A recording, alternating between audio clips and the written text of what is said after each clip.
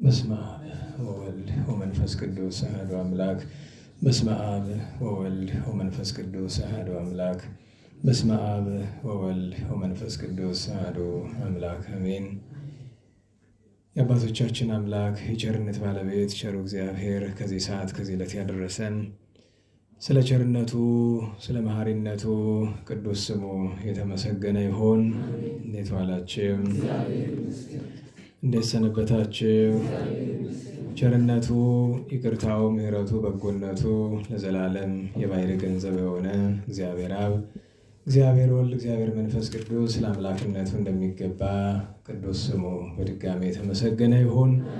እመቤታችን ወላዲተ አምላክ ድንግል እመብርሃን ቅዱስ መስቀሉ ቅዱስ ቤተ ክርስቲያኑ ያከበራቸው ቅዱሳን ሁሉ ስማቸው የከበረ የተመሰገነ ይሁን። እንኳን አደረሳችሁ። ቸሩ መድኃኔዓለም አምላካችን ከንጹሐን ሁሉ ጸጋ በረከት ያሳትፈን። መጽሐፈ ሳሙኤል ካልዕ ሁለተኛው መጽሐፈ ሳሙኤል ምዕራፍ 2 ቁጥር 1። ከዚያም በኋላ ዳዊት ከይሁዳ ከተሞች ወደ አንዲቱ ልውጣን ብሎ እግዚአብሔርን ጠየቀ። እግዚአብሔርም ውጣ አለው። ዳዊትም ወዴት ልውጣ አለ። እርሱም ወደ ኬብሮን ውጣ አለው። ዳዊትም ከሁለቱ ሚስቶቹ ከኢይዝራኤላዊቱ ከአኪናሆምና የቀርሜሎሳዊ የናባል ሚስት ከነበረችው ከአቤግያ ጋር ወደዚያ ወደ ኬብሮን ወጣ። ከእርሱም ጋር የነበሩት ሰዎች ሁሉ ከቤተሰባቸው ጋር ወጡ። በኬብሮንም ከተሞች ተቀመጡ። የይሁዳም ሰዎች መጥተው በይሁዳ ቤት ይነግሥ ዘንድ ዳዊትን በዚያ ቀቡት። ሳኦልን የቀበሩት የአብያስ የኢያቢስ ገለአድ ሰዎች ናቸው ብሎ ለዳዊት ነገሩት። ዳዊትም ወደ ኢያቢስ ገለአድ ገዢዎች መልእክተኞችን ላከ። ዳዊትም እንዲህ አላቸው፣ እናንተ እግዚአብሔር ለቀባው ለጌታችሁ ለሳኦል ይህንን ቸርነት አድርጋችኋልና እርሱንና ልጁን ዮናታንን ቀብራችኋቸዋልና በእግዚአብሔር የተባረካችሁ ሁኑ። አሁንም እግዚአብሔር ምሕረትንና ጽድቅን ያደርግላችሁ። ይህንንም ነገር አድርጋችኋልና እኔ ደግሞ ይህንን በጎነት እመልስላችኋለሁ። አሁንም ጌታችሁ ሳኦል ሞቷልና እጃችሁ ትጽና፣ እናንተም በርቱ። የይሁዳም ቤት በእነርሱ ላይ ንጉሥ ሆን ዘንድ ቀብተውኛልና። ስለ ቅዱስ ቃሉ አምላካችን እግዚአብሔር ስሙ የተመሰገነ ይሁን። እግዚአብሔር ቢፈቅድ ቡሩካኑ አንተሙ ለእግዚአብሔር፣ እናንተ ለእግዚአብሔር የተባረካችሁ ወይም የተመረጠችሁ ናችሁ የሚለውን ርዕስ እናደርግና እንማራለን። ያው በእርግጥ ረስቼዋለሁ፣ ለካ ጉባኤ አላቸው፣ ሰርክ ጉባኤ። የሚሰማን ከሆነ እንቀጥላለን፣ ካልሆነ እናቋርጠዋለን፣ ችግር የለውም። ያው በእርግጥ ይከብዳል፣ መደበኛ ጉባኤያችን ስለሆነ ነው እንጂ በአንድ ደብር 2 ጉባኤ ከባድ ነው። ምክንያቱም እዛም መማር ስለምንችል ሁልጊዜ እንደምነግራችሁ በቤተ ክርስቲያናችን ባይሆን አንድ ነገር ቢተባበሩን መዝሙሩ የሚከፈትበት ምክንያት አይገባኝም። እኔ ብዙ ጊዜ ጉባኤውን ሲጀምሩ እኛ እንጨርሳለን እና የሚሰሟችሁ ከሆነ አናግሯቸው። የምታውቋቸው ሰዎች ካላችሁ አስተባባሪዎችን መዝሙሩ ምንድን ነው ዋጋው አይገባኝም። እኔ ማን ነው የሚሰማው? ግቢው ላይ አሁን ሰው የለም። ሰው ሲመጣ ጉባኤውን ቀጥታ መጀመር ነው። መጥሪያ ይመስለኛል ብዙ ጊዜ አይደል መዝሙሩ ኑ ይመስለኛል። ግን መዝሙር ብትከፍቱም ባትከፍቱም ሰርክ ሊሳለም ነው እንጂ ለጉባኤ የሚመጣ ሰው የለም፣ ይታወቃል። ምክንያቱም ትልቁ ክፍተት ምንድን ነው? ስራዬ ተብሎ አይያዝም። አሁን ለምሳሌ ዛሬ ያለ አይደለም የሚቀጥለው ሰው ቢመጣ የኪዳነ ምሕረት ወይ አብየ ጊዜ የለም፣ ይተውታል። እና እዛ ምክንያት ሰው ቋሚ ሊሆን አልቻለም። አሁን እንደ አደባባይ ኢየሱስ እንደ ቅዱስ ገብርኤል ያሉት ቦታዎች ላይ ብትሄዱ ቋሚ ስለሆነ ሰርክ ጉባኤው ሰው አይቀርም፣ ተከታትሎ ይመጣል። ስለዚህ ለነገሩ እንደዚህ ሆኖ ብዙ አይረብሽም መሰለኝ። እንደዚህ ሆኖ ሊቀጥል ይችላል። ለሁሉም ያም ቃል እግዚአብሔር ነው፣ ይህም ቃል እግዚአብሔር ነው። እዚያ ምን መማር እንችላለን የሚለውን ለማውሳት ያክል ነው። እንግዲህ ቡሩካን አንትሙ ለእግዚአብሔር፣ እናንተ ለእግዚአብሔር የተባረካችሁ ወይም በምስጢሩ የተመረቃችሁ ወይም በሌላ ምስጢር የተመረጣችሁ ናችሁ። ግን በቀጥታ ቃሉ ከመመረጥ ይልቅ መባረክን ስለሆነ እናንተ ለእግዚአብሔር ቡሩካን አንትሙ ለእግዚአብሔር። እዚህ አማርኛው ላይ ቁጥር 5 ላይ ነው እናንተ እግዚአብሔር ለቀባው ለጌታችሁ ለሰው ይህን ቸርነት አድርጋችኋል፣ እርሱንና ልጁን ዮናታንን ቀብራችኋልና በእግዚአብሔር የተባረካችሁ ሆኑ ነው ሆኑ ብሎታል። ወይም ቡሩካነ ኩኑ በሚል አንቀጽ ግዕዙንም ግን ቡሩካኑ አንትሙ ለእግዚአብሔር እናንተ ለእግዚአብሔር የተባረካችሁ ማለትም የተመረጣችሁ ናችሁ የሚለውን ነው ማንሻ የምናደርገው። እንግዲህ ደህና ዋላችሁ። ምክር ልምከራችሁ። ያው አንድ ሽማግሌ ምን ይሉ ነበር? ልብ የሌለው ሰው ሲመክር ካዩ ራሱ መካሪው ራሱ ልብ የሌለው ከሆነ የሚመክርሽ ስታጭ ልምከርት ያለሽ ይላሉና እንግዲህ የሚመክረኝ ሲያጣ ይሆናል ልምከር የምል። በእርግጥ መካሪ አላጣሁም እግዚአብሔር ይመስገን። ግን አንዳንድ ነገር ላስታውሳችሁ ብዬ ነው። እንዴት ዋላችሁ? በቤተክርስቲያን ኑሯችሁ ውስጥ አገልግሎትን መቼም አትልመዱት፣ አሊያ ከእግዚአብሔር ጋር መኖር አትችሉም። በነገር ላይ እንደዚሁ ነው፣ አይረብሽም። ሌላ የሚረብሽ ነገር ካላመጡ አንዳንድ ጊዜ አሁን ይሄ ወዝ ያለው መዝሙር ነው። ግለሰብም ይዘው አሁን አዩት እንደ ማህሌት እኮ ነው። ማህሌቱን ቅድም ቤተ እግዚአብሔር እየተነጋገርን ነበራል። የበዓታ ማህሌት ሲከፈት አቤት ደስ ሲል፣ ለምን መሀል ለሚሆን የሁሉንም ይሰማ እኮ ቀስ ብሎ ማለት ነው። አይረብሽ ምን አይል አይደል? ደግሞ ማህበር አሁን እዩት፣ ከመዝሙር ሁሉ ከሊቃውንት ቀጥሎ ደስ የሚል የማን ነው? የማህበረ ቅዱሳን አይደል? ለምን ይመስላችኋል? የግለሰብ ድምፅ የለውም። ወታችኋል። ስርዓት የጠበቀ እንዳለ ሆኖ ዜማው ዘሩ ጥሩ መሆኑ እንዳለ ሆኖ ግን በቃ እኛ ከመዝሙር ውስጥ ልናየው የምንፈልገው ሰው የለንም። ጉዳያችን ከማን ነው? ከቀለሙ ነው። የማህበረ ቅዱሳን መዝሙር ከሆነ ልባችን ወደ ቀለሙ ነው የሚሳበው። ግለሰብ ዘማሪ ሆነ እንደሆነ ግን ችግር ነው። አይታችሁ ከሆነ የማህበረ ቅዱሳን የዛሬ 30 ዓመት የዘመሩትም ቢሆን ዛሬም ሲዘምር አዲስ ነው፣ ደስ ብሎ ይሰማል አይደል? ይሄ ግለሰብ የሚዘምረው ግን ከ1980ዎቹ ወዲህ የሚያወጡት አንዱን ሰምተን አንደኛው ሲመጣ ይሰለቸናል አይደል? ያ ተሰምቶ እንደሚጣል ዕቃ ሆኖ ማለት ነው። እንግዲህ አያችሁ መንፈስ ቅዱስ ያልሰራው ስራ ሲሆን እንደዛ ነው የሚሆነው። እና በእውነቱ እና አገልግሎትን አትልመዱት። ሰርክ አዲስ ይሁንልን። ያንን ያልኩበትን ምክንያት ታውቁታላችሁ። ብዙ ጊዜ ረጅም ዓመት አገልግሎት ላይ ከመቆየት የተነሳ አንዳንዶቻችን ወይን ሰለቸዋለን፣ ባንሰለቸው እንኳን የልማድ ጉዳይ እናደርገዋለን። እና ሰዎች በፍላጎት በቅንነትና በእምነት ሶስቱ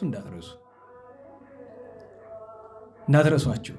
ስታገለግሉ በፍላጎት በቅንነትና በእምነት ካልሆነ ዋጋ አታገኙ። የዕለት በረከት እንኳን እናንተ ሌባን ቢመጣ ሊሰርቅ መቼስ ሌባን ቢሆን ቤተክርስቲያን ሲገባ ትንሽ ድንግጥ ይላል አይደለም? ያቺው በረከት ትሆነ ይሆናል አንድ ቀን ለንስሐ የሚበቃባት ማለት ነው። ያ ግን ማለት ችግር ነው። ስለዚህ ቃዋሚ በረከት፣ የህይወት በረከት፣ የዘላለም በረከት ከእግዚአብሔር ጋር የሚያኖር በረከት ከፈለጋችሁ ለምንም አይነት አገልግሎት ቢሆን ከአንጀት አገልግሉ። ቅድም ብያቸዋለሁ አይደለም? አዎ፣ በሶስቱ መንገድ ማለት ነው። ጊዜም ያለ እምነት የሚደረግ አገልግሎት ምን ዋጋ አለው? እምነት ጥሩ ነው፣ በቅንነት ማገልገል ጥሩ ነው በእውነቱ። እና ችን ማስታወሻ የሰጠኋችሁ ለምንድን ነው የሚባል አንዳንዴ ሁሉ ነገር ጥሩ ስለሆነ ራሳችሁን እንደ ጥሩ እንደ ሰሪ እንዳታዩት። ሁልጊዜም ቢሆን መልካም የሚመስል ነገር ከሰራችሁ በኋላ ሄዳችሁ ፈጣሪያችሁን ይቅርታ ጠይቁ። እሱን ማሰብ ይገባል። ከዚህ ጋር ተያይዞ እንግዲህ ዛሬ ስለ ቅዱስ ዳዊት ነው የተወሰነ የምናነሳው። በቀደም በጣም ቅር እንዳለኝ ነው ጉባኤው ያለቀው። በእውነቱ ቅር ያለኝ በምንድን ነው? በቃ ሰዓቱ ግራ አጋባኝ። እኔ ምን እንደሚወስደው አላውቅም። ዝም ብሎ ሄዱ በቃ አለቀ ሰዓቱ እና ስለ ቅዱስ ዳዊት የተናገርኩ አልመሰለኝም። ጣዕመ ዝማሬው ጥሩ ነበረ፣ የሊቁ ዜማም ሁሉም ነገር ጥሩ ነበር፣ አገልግሎቱ በእውነቱ። ግን እኔ ጉድሉ ነገር ተሰምቶኝ በቃ ይኸው 3ኛ ቀኔ ነው በዓሉ። ከበዓሉ ላይ የሆነ የቀረ ነገር እንዳለ እየተሰማኝ ስለሆነ ዛሬ እስኪ ትንሽ ላስተምር። የተሟላ መስሎ የሚሰማኝ ከሆነ አላውቅም። ከዚያ በኋላ እስኪ ትንሽ ነገር እነጋገር። ግን እግረ መንገዱን የምነግራችሁ ስዕል አድኖቹን አይታችኋቸዋል? የወጡትን አይታችሁ ከሆነ ዋናው የቅዱስ ዳዊት ስዕል አልወጣም። አምናም አልወጣም፣ ዘንድሮም አልወጣም፣ ወደፊትም ይወጣ አይመስለኝም። እና አንድ ሰው ብቻ ስዕል አድኖውን ማየት ፈልጋለሁ ብሎ ጠይቆኛል። ሌላ የጠየቀኝ ሰው የለም፣ አንድ ሰው ብቻ። በኋላ ስሰማ አንድ ሌላ ሰውም ገብቶ ያያልና ብቻ መግባት ፈልጋለሁ ያለ ለካ እሱም ስዕሉን ማየት ፈልጎ ነው።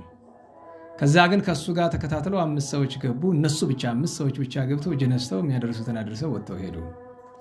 እና ታውቃላችሁ እኔና እናንተን ተራ ሰዎች ነን። ግን ያንን ስዕል ለማየት ብሎ ከብዙ ቦታ ቢመጡ ሰዎች አሉ።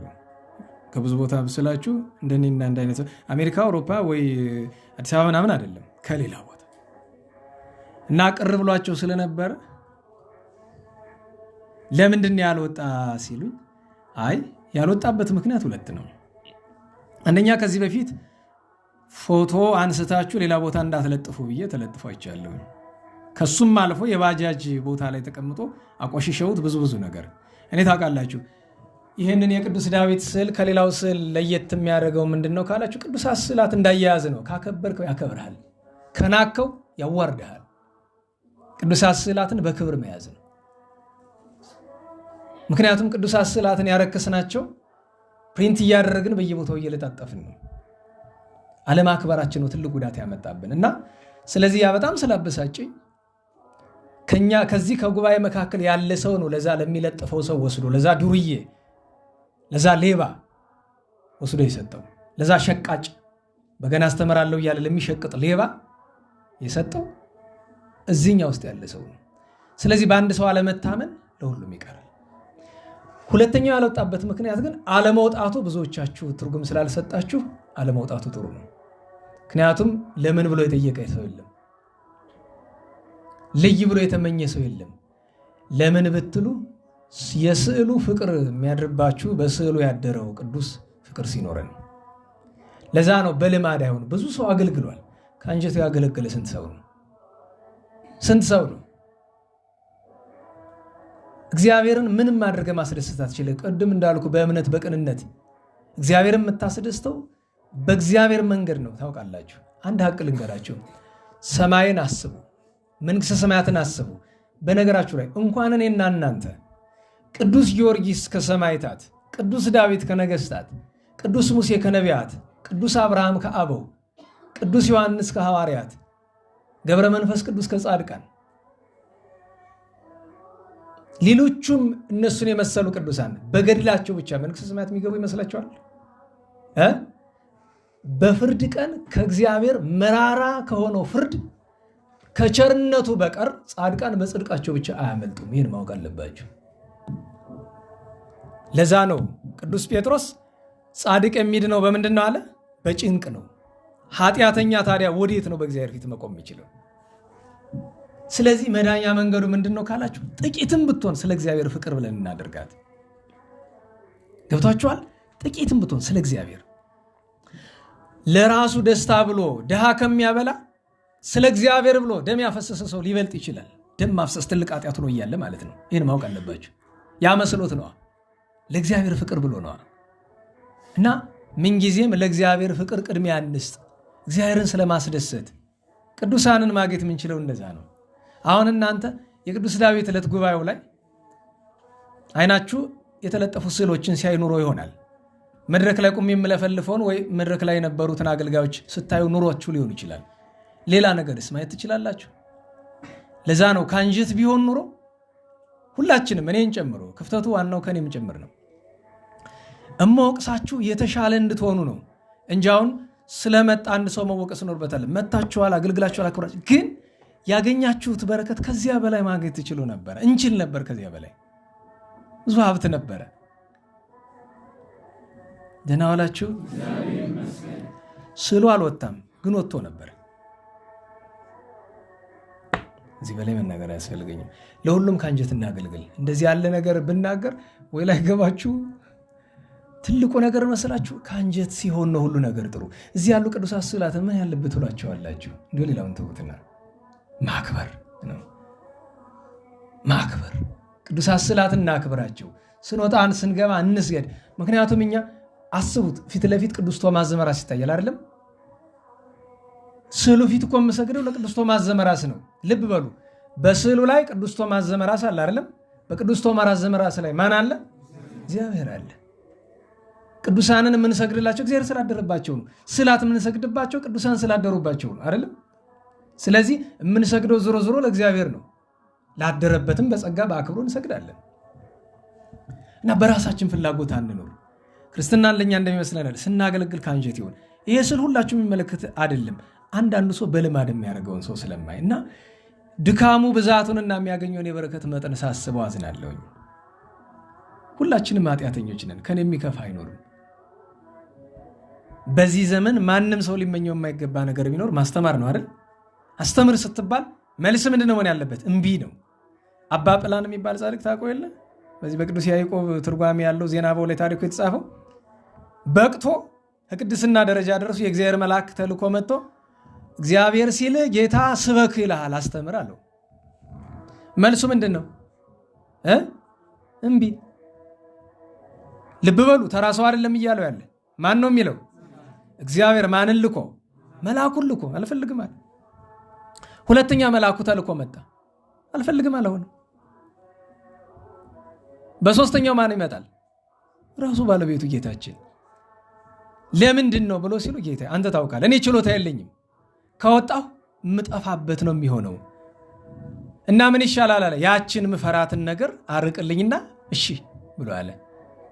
ጀርባ እንዳሰው አለው። ቢዳሰው በአምሳለ ገብር ጸልም ይላል። ወደል ባሪያ መስሎ ከጀርባው ተለጥፎ መንፈሰ ትዕቢት በቅቶ እንኳ ምን አለው? መንፈሰ ትዕቢት አለ። መሬት ላይ ፈጥፍጠው አለው። ፈጠፈጠው፣ ረገጠው። አሁንስ አለው አሁን አስተምራለሁ ጌታዬ። ሰው እኮ ሰብኮ አይጸድቅም በሞቴ። ሰው ደሃ ብልቶ ነው የሚጸድቅ። ሰው የተቸገረ ረድቶ ነው የሚጸድቅ። ሰው በጾም በጸሎት በስግደት ነው የሚጸድቅ። በስብከት ሐዋርያት እኮ በስብከት ብቻ አልጸደቁም። አረ በነገራችሁ ላይ ስብከት እኮ ተጨማሪ ስራቸው ነው። ዋናው ስራቸው እኮ ገድል ነው። አታውቁም? ጾም ጸሎት ነው እኮ ዋናው ስራቸው። ስብሐተ እግዚአብሔር ነው እኮ ዋናው ስራቸው።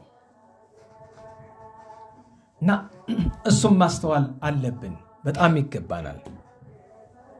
ደግሞ አንድ እውነት ልንገራችሁ፣ አገልግሎት ሁልጊዜ ትሕትናን ትሻለች አይደለም? ምግባር ትሻለች። መጥፎ ነገር መሰላችሁ፣ አንድ ሰው ትዕቢት ሲያድርበት፣ ትዕቢት ምንን ትወልዳለች? መንፈሰ ዝሙትን። ትዕቢት መንፈሰ ዝሙትን ይወልደዋል። መንፈሰ ዝሙት ደግሞ በዓለም ያለው የኃጢአት ቆሻሻ ሁሉ ጓዳ ነው፣ ቋት ነው፣ መጠራቀሚያው። አንድ ሰው በዚያ ከተጠቃ ችግር ነው። ይሄ ችግር ያለበት ሰው ካለ ምንድነው መድኃኒቱ? ዘወትር ማልቀስ፣ መስገድና ማልቀስ ነው። ገብቷቸዋል? መስገዱና ማልቀሱ በዙሪያ ጥምጥም ዝሙቱን አይደለም የሚዋጋለት፣ ከጀርባ የዝሙት እናት የሆነችው ትዕቢትን ነው የሚዋጋለት። ገብቷቸዋል? አንድ ሰው በእግዚአብሔር ፊት ካለቀሰ ራሱን እያዋረደ ነው። በነገራቸው ላይ ሰው ኩሩ ከሆነ አያለቅስም። ሰው ፊትም ሆነ እግዚአብሔር ፊትም ኩሩ ሰው እንባሻ አይለውም። ሰው ሲሰበር አይደለም ያለቅስ? አዎ። እና በአገልግሎት ውስጥ ይህንን አስቡ። አሁን ርዕሳችን ስትመለከቱት ቡሩካኑ አንትሙ ለእግዚአብሔር ያው ይህንን እንግዲህ ምናልባት እሳቸው ሊረዱት የሚችል በቤተ ክርስቲያን መልእክት ከሆነ ግዕዙ አንዳንዴ ይጨምርበታል። ቢጨመርም ባይጨመርም ትርጉም አይለወጥም። በእርግጥ ግን እንዳነጋገር ለዛ ነው።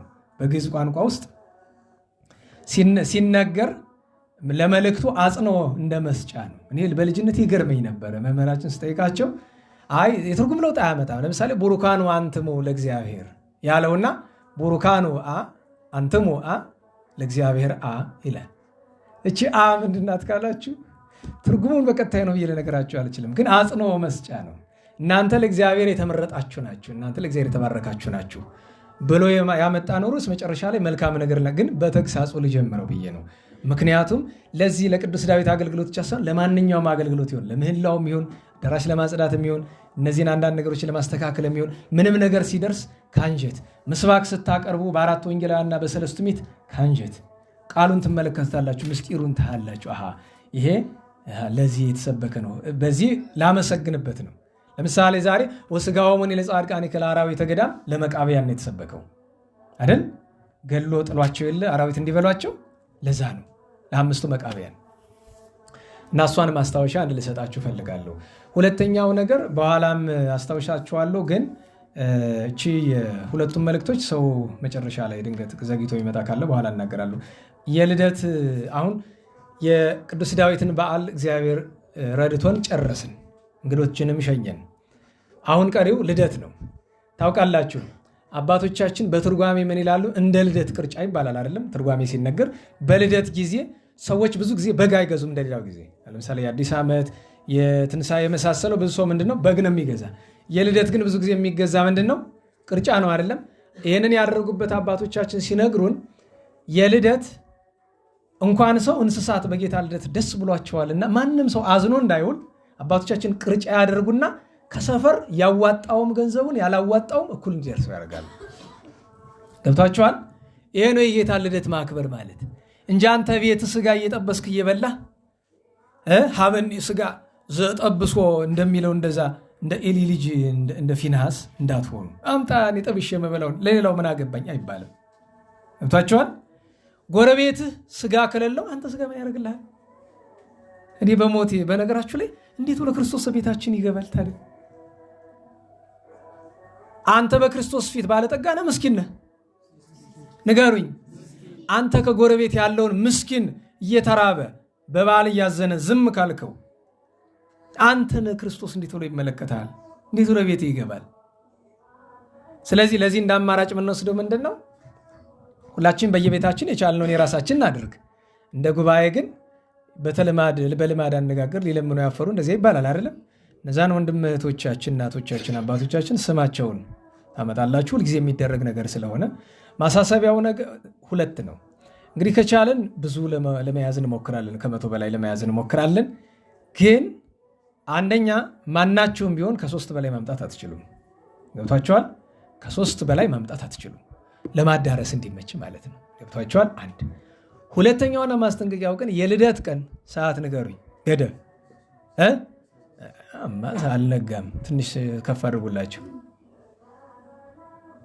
እስከ 1 እንበለው። ለምን ቢባል ሴቶች በተለይ ሳይነጋ አሁን ምክንያቱም ታሳስ ነዋ፣ አይነጋም ቶሎ። ገብቷቸዋል? ፀሐይ የምትወጣ ለ1 ሰዓት 10 ጉዳይ ነዋ። ስለዚህ እስከ 1 ሰዓት ካለመጣችሁ ይሄንን እንደ ውሳኔ ቁጠሩትና 1 ሰዓት ከ1 ደቂቃ ቢመጣ እንኳን እንዳሰጡት። እናንተ ባካፕ ስለምትይዙ ወስዳችሁ ለዛ ስጡ። ተናግሬያለሁ። ያ እናንተ ያስመዘግባችሁት ድሃ ጦሙን በመዋሉ ፍርድ በእናንተ ላይ ይሆናል። አለያ በሰዓት የማትመጡ ከሆነ አታስመዝግቡ። ልጆች ወንድሞቻችን ሌሊቱን ሙሉ ሲሰሩ አድረው ለምንድነው በጠዋት ቤተክርስቲያን ሄደው እንኳን እንዳይሳለሙ ልብስ እንኳን እንዳይቀይሩ እዚህ እናንተ ተቀምጠው ሲጠብቁ የሚያረፍሉት ነውር ነው። ስለዚህ በሰዓት የማትመጡ ከሆነ አታስመዝግቡ። እዛ ወንድሞች ብዙ ሰው ስለሚያውቁ ለእናንተ እድል እንስጥ ነው እንጂ እኮ ጥቂት አገልጋዮች ብቻ እኮ ማዕት የተቸገሩ ሰው ያውቃሉ። 120 ሰው እነሱ ራሳቸው ያመጡታል። ግን በአንድ ሰፈር ከሚሆን በየመጣችሁበት አካባቢ ያን እንድታደርጉ ነው። እችን ማሳሰቢያ ለመስጠት ነው። አሁን ወደ ትምህርታችን እንግባ። ትምህርታችን ውስጥ አጭር ነገር ነው የምናገኘው። ቅዱስ ዳዊትን በየዋህነቱ እንመልከተው። በቃ በዚያ ብቻ በየዋህነቱ ብቻ። ቡሩካን አንትሙ ለእግዚአብሔር በኋላ መጨረሻ ማጠቃለያችን ነው። ቅድም ያነበብኩት አይታችሁት ከሆነ ቅዱስ ዳዊት ሳኦል ከሞተ በኋላ በኬብሮን ማለትም በይሁዳ በሁለቱ ነገድ መንገሱን ይነግረናል። መጀመሪያ አስቀድሞ በኬብሮን የነገሰ። እንግዲህ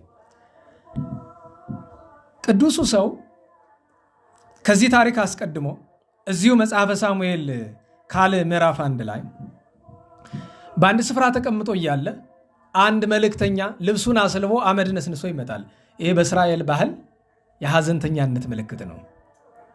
ግን ያ ሰው እስራኤላዊ አይደለም፣ አማሌቃዊ ነው። ከአማሌቅ ነገድ የሚወለድ ነው። ነገድ ስላችሁ ከ12ቱ ነገድ አይደለም። አማሌቅ ማለት ሌላ ነው። ይመጣና ምንድን ነው ይለዋል። አይ እስራኤል እኮ በጌላቦሄ ተሸነፉ፣ ብዙ አርበኞች ጀግኖች ወደቁ ብሎ ይለዋል። እነማን ሞቱ አለው። ንጉሠ ነገሥቱ ሳኦል ሞተ ብሎ አለው። ሌላ ሳለው ልጁ ዮናታን፣ ልጁ ገሌ ብሎ 3 ልጆቹ ናቸው እዚያን ቀን የወደቁና ልጆቹን ነገረው። ዳዊት ደነገጠ። ደህና ዋላችሁ። በዚያ ወቅት እግዚአብሔር ቀብቶት 18 ዓመት አልፎታል። ቅዱስ ዳዊት ልብ በሉ፣ ተቀብቶ 18 ዓመት ተሰዷል። እና እኔ ዛሬ 2 ነገር ነው ለነገራችሁ የምፈልገው። አንደኛ ወዳጅ ማለት ምንድን ነው? ታስታውሱ ከወራት በፊት የቅዱስ ዳዊት ወዳጆች ብለን እነ ቤርዜሊን፣ እነ ኩሲን፣ እነ ዮናታንን አንስተናል አይደለም? ዛሬ ዮናታንን ብቻውን እንየው እስኪ። በነገራችሁ ላይ እኔ ሰሞኑን አንድ ምኞት ተመኘሁኝ። አንድ ወንድ የወለደ ሰው ሰሞኑን መጥቶ ስም አውጣልኝ ብሎ በጠየቀኝና ዮናታን ብዬ ስም ባወጣውለት። አሁን እንደው ሰሞኑን እንደው ድንገት ዱብ ባረገችው አንዷና 30 ዓመት የሚጸንሱት እንዳሉ እንደው በሳምንት ግን እግዚአብሔር የሥነ ፍጥረት ጎዳናውን አይተውም። እንዲያው በቃ ዮናታን ለምን መሰላችሁ? እኔ ማለት እንደ ዮናታን አይነት ወዳጅ የት ሀገር ይሆን የሚገኝም? ልብ በሉ ዮናታን ማለት የሳኦል ልጅ ነው አይደል? እንዴት ዋላችሁ? የማን ልጅ ነው? ሳኦል በዓለም አንደኛ አምርሮ የሚጠላው ማንን ነው? ዳዊትን ነው። ሊገድለው የሚፈልገው ማንን ነው? ዳዊትን ነው። ዮናታን ከእውነት ጋር የቆረበ ነውና አባቱ ጓደኛውን ወዳጁን ሊገልበት ይፈልጋል። ግደልልኝ አለው። ሳኦል ዮናታንን ዳዊትን ገደልልኝ አለው። አይሆንም እምቢ አለው። አንተን እገልሃለሁ አለው። የፈቀድከውን አድርግ፣ አልገለውም። ከዛ ሲመከር ምንጊዜም ቢሆን ዮናታን በነገራችሁ ላይ ዮናታን ስላችሁ ተራ ሰው እንዳይመስላችሁ። ለምሳሌ ኢሎፍላውያን በጠላትነት በተነሱባቸው ጊዜ እስራኤል በደጋ ሰፈሩ፣ ኢሎፍሊ በቆላ ሰፈሩ። ውርጭ ስለነበረ ብርድ ስለነበረ አንደኛ የሰራዊቱ ብዛት የኢሎፍሊ በጣም ብዙ ስለነበረ ሰራዊቱ ፈራና በምን አመካኙ? በብርድ። ይህም ብርድ ማን ይችለዋል? ክረምት ሲወጣ እንዋጋለን ብለው ሁሉም ሄዱ። ከእስራኤል ሰራዊት ስንት እንደቀረ ታውቃላችሁ? 200 ሰው ብቻ። 200 ሰው ብቻ እና አንድ ሻለቃ እንደ ማለት እኮ ነው። በቃ 200 ሰው ብቻ። እንግዲህ የእስራኤል አጠቃላይ ሰራዊት ማለት ነው። ከ200 ሰዎች መካከል ሁለቱ ማን ናቸው? ንጉሠ ነገሥቱ ሳኦልና ልጅየው ዮናታን ናቸው። እዛ ቆመው እያለ አርበኞች ናቸው፣ አይፈሩም። የወንድ በነገራቸው ላይ እና አቬኔር፣ ዮናታን፣ ሳኦል ራሱ ወንድ እኮ ነው። ምን መንፈስ ቅዱስ የራቀው ክፉ ሰው ቢሆን የወንድነት ችግር የለባቸውም። ከዚያ ላይ ሆኖ አንድ ጊዜ ሲመለከት ሳኦል ከታች ጦርነት እየተደረገ ነው ከኢሎፍላውያን፣ እሱ ሰራዊቱን ይዞ እዚህ ነው ያለ እና ግራ ገባው። ከዛ ዞር ብሎ አረ ፍቀዱ ባካችሁ ከኛ ሰራዊት የጎደላለ ወይ ብሎ ሲል አረ 21 ሰው ጎሏል አሉት። እነማን ሲል አረ ዮናታንም የለም አሉት። ዝቅ ብሎ ይባይ ለካታቸው ወረደ ዮናታን ነው። ልብ ብላችሁታል? 30 40 50 100 ሺህ የሚሆኑትን ኢሎፍላውያን ሊገጥማቸው ስንት ሰው ይዞ ነው ሄደ? 20 ሰው ብቻ። 21ኛው ራሱ ነው። ታዲያም ዮናታን ዝም ብሎ አይደለም የሚገጥማቸው፣ ብላቴናው አለ። ከ21ኛው የሱ ብላቴናው አሽከሩ ነው። ጦሩን ይዞለታል፣ ጋሻውን ይዞለታል። ሲሄዱ መንገድ ላይ ይኸውልህ አለው። ስንደርስ ፈቃደ እግዚአብሔር እንጠይቃለን። ግን ፈቃደ እግዚአብሔር የምንጠይቅበትን ምልክቱን ልንገርህ። ስንደርስ ኖ ካሉን እግዚአብሔር ለኛ ድል እንደሰጠን በዚህ እንመለከት፣ ዝም ካሉን ግን ሰልለን እንመለሳለን አለ። ዝም ካሉን ስለላ ነው፣ ኖ ካሉን ግን እግዚአብሔር ድል እንደሰጠን በዚህ እናውቃለን አለው። ልክ ሲደርሱ ኢሎፍላውያን አዩአቸውና አይ ዛሬስ እስራኤላውያን መዋጋት ቢያቅታቸው አንዳንድ እያሉ ወባት ሊገቡ መጡ ማለት ነው። እጅ ሊሰጡ ማለት ገቡ። እናንተ ኑ አሏቸው እና ወሜጠ ገጾ ዮናታን ይላል አይደል? ምንድነው አማርኛው? እንዴት ዋላችሁ?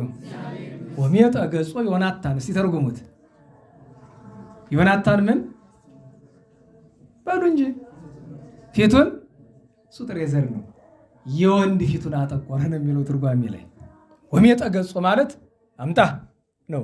ምን እንደሚቀበል ታውቃላችሁ? ደንጊያ። አንድ አረብኛ ይመጣል አናቱን፣ አንድ አረብኛ ይመጣል 20 ደንጊያ አንስቶ 20 ሰው ገደለ። እዚያ በሰይፍና በጎራዴ ሳኦልና ሰራዊቱ ያን ሲያዩ አንዴ ሰርጋ መለጠንና ወርደው ፈጽሟቸው ተመለሱ። ዮናታን ማለት እንግዲህ ነው። በነገራችሁ ላይ ቅዱስ ዳዊት ስለ ዮናታን ሲያለቅስ እንደዚህ አለ። ይሄ ሳሙኤል ካለ ምዕራፍ 1 ቁጥር 25 ላይ እንዲህ ይላል፣ ኃያላን በሰይፍ ውስጥ እንዴት ወደቁ። በገና እየደረደረ ነው ዳዊት እያለቀሰ በገና እየደረደረ እንዲል ነበር ዮናታን ሞተ ሲሉት፣ ኃያላን በሰይፍ ውስጥ እንዴት ወደቁ። ዮናታን ሆይ ሌሎችም የተመቱት በኮረብቶች ላይ ወደቁ። ወንድሜ ዮናታን ሆይ እኔ ስለ አንተ እጨነቃለሁ፣ አንተ በእኔ ዘንድ እጅግ የተወደድክ ነበር ካለና ከሴት ፍቅር ይልቅ ፍቅር ለእኔ ድንቅ ነበረ። ወዳጅ ማለት ነው። ከሴት ፍቅር ይልቅ አስቡት። የሴት ፍቅር ማለት ምንድን ነው? ከሌላው ፍቅር የሴት ፍቅር ይበልጣል እንዴ? የሴት ፍቅር እንደ እንትን አለው የታውቃላችሁ የዓለማችን ኃይለኛ ማግኔት የሚባል ከገነት ተራራ ያለው እዚሁ ነው የሚስበው። በነገራችሁ ላይ አሁን አብዬ እግዚእ ምን አሉ? ደቀ መዛሙርቱን ሰብስበው እባብ ከሚነድፋችሁና የሴት ፍቅር ከሚነድፋችሁ አላቸው። ደቀ መዛሙርቱ አንዱ ተነስቶ ደግሞ አባታችን ዝም ብለህ ነው የእባብ መርዝ እኮ ይገላል፣ እንዴት ታነጻጽራለህ? የሴት ፍቅር ይሻላል እንጂ ብለው አለው። አይመርኩ ብከ ምንድን ነው አይመርኩ ከመ ፍቅረ ብእሲት ብከ ነው መሰለኝ ለቃሉ ተዘንግቶኛል። አንተ የሴት ፍቅር በልብህ እንዳሳደር ካወቅኩ ባሉት። ለካ ከተማ እየሄደ እንዲያ እያለ ተቸግሯል ሰውየው። ልብሱ ለመምከር ነው እችን ያመጡ። ግን ለመምከር ወደ በረሃ ይዘዋቸው ወጡና መንገድ ላይ ትልቅ ዘንዶ መጣ።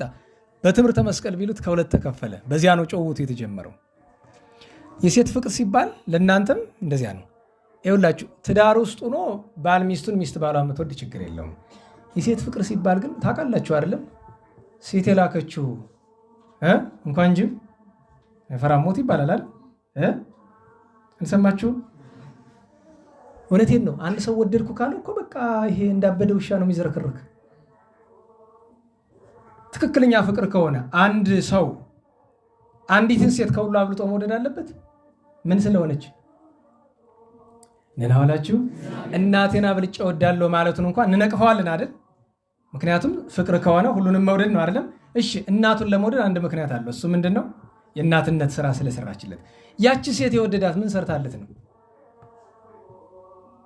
ምን ሰርታለት ነው? ምንም። ታዲያ ምንድነው ብትሉ መንፈሱ ዝሙት ነው የሚስበው፣ ወደድኩ የሚያሰኘው። ለዚያ ነው አንድ ሰው በዚያ ከተለከፈ በሴት ወይ በወንድ በምናምን የሚባለው ፍቅር ከተለከፈ ከባድ ነው። እግዚአብሔር ከሱ ያውጣን። ይህንን ብሎ አለውና ከላይ ግን ምን ይላል? ልብ በሉ። የእሱን ወንድነት ሲናገር የዮናታንን ወንድነት ሲናገር ኃይለ ቃሉ እንዲህ ይላል።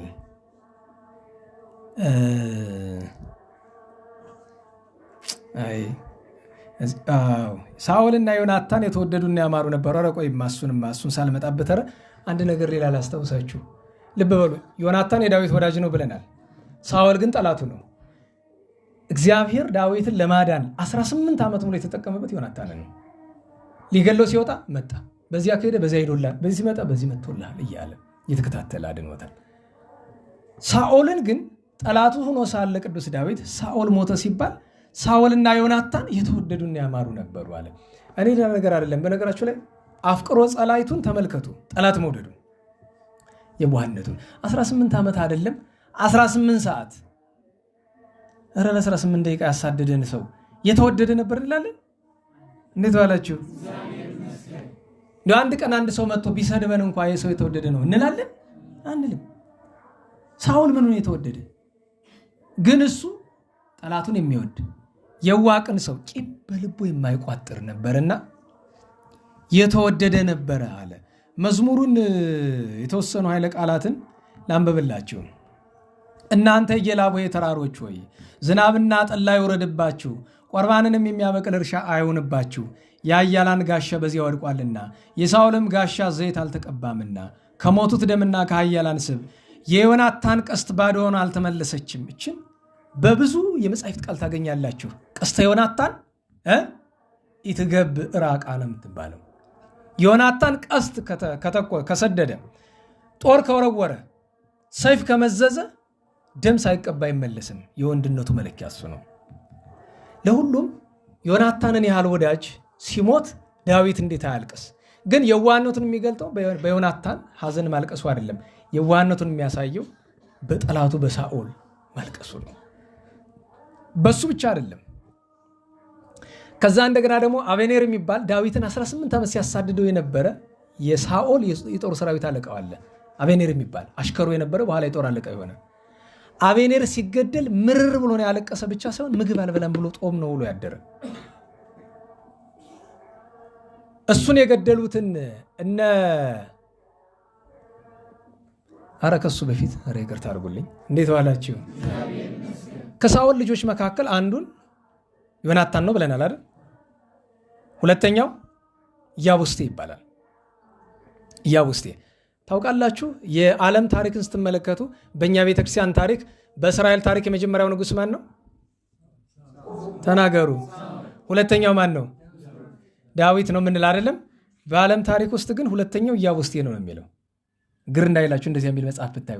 ምክንያቱም ኢያቡስቴ 2 ዓመት ነግሷል። ሳኦል የነገሰ 40 ዓመት ነው ይባላል አይደለም? 38 ነው። ሁለቷ የማናት? የልጁ የኢያቡስቴ ነው። ግን ነገሰ ሲባል ዝም ብሎ ነው፣ ዝም ብሎ ስሙን ነገሰ ነው እንጂ አገሩንም እያስተዳደረ ያለ ማን ነው? ዳዊት ነው።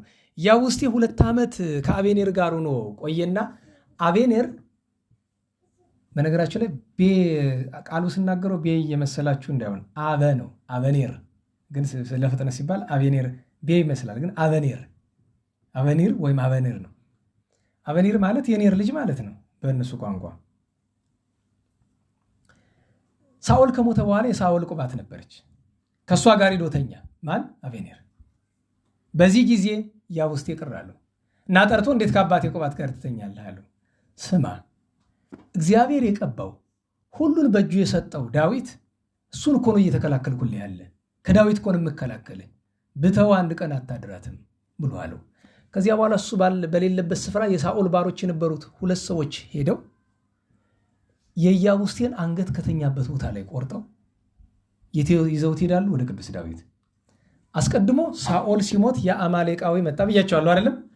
ነገረው። አለቀሰ ቅዱስ ዳዊት። ማን የገደለው አለው።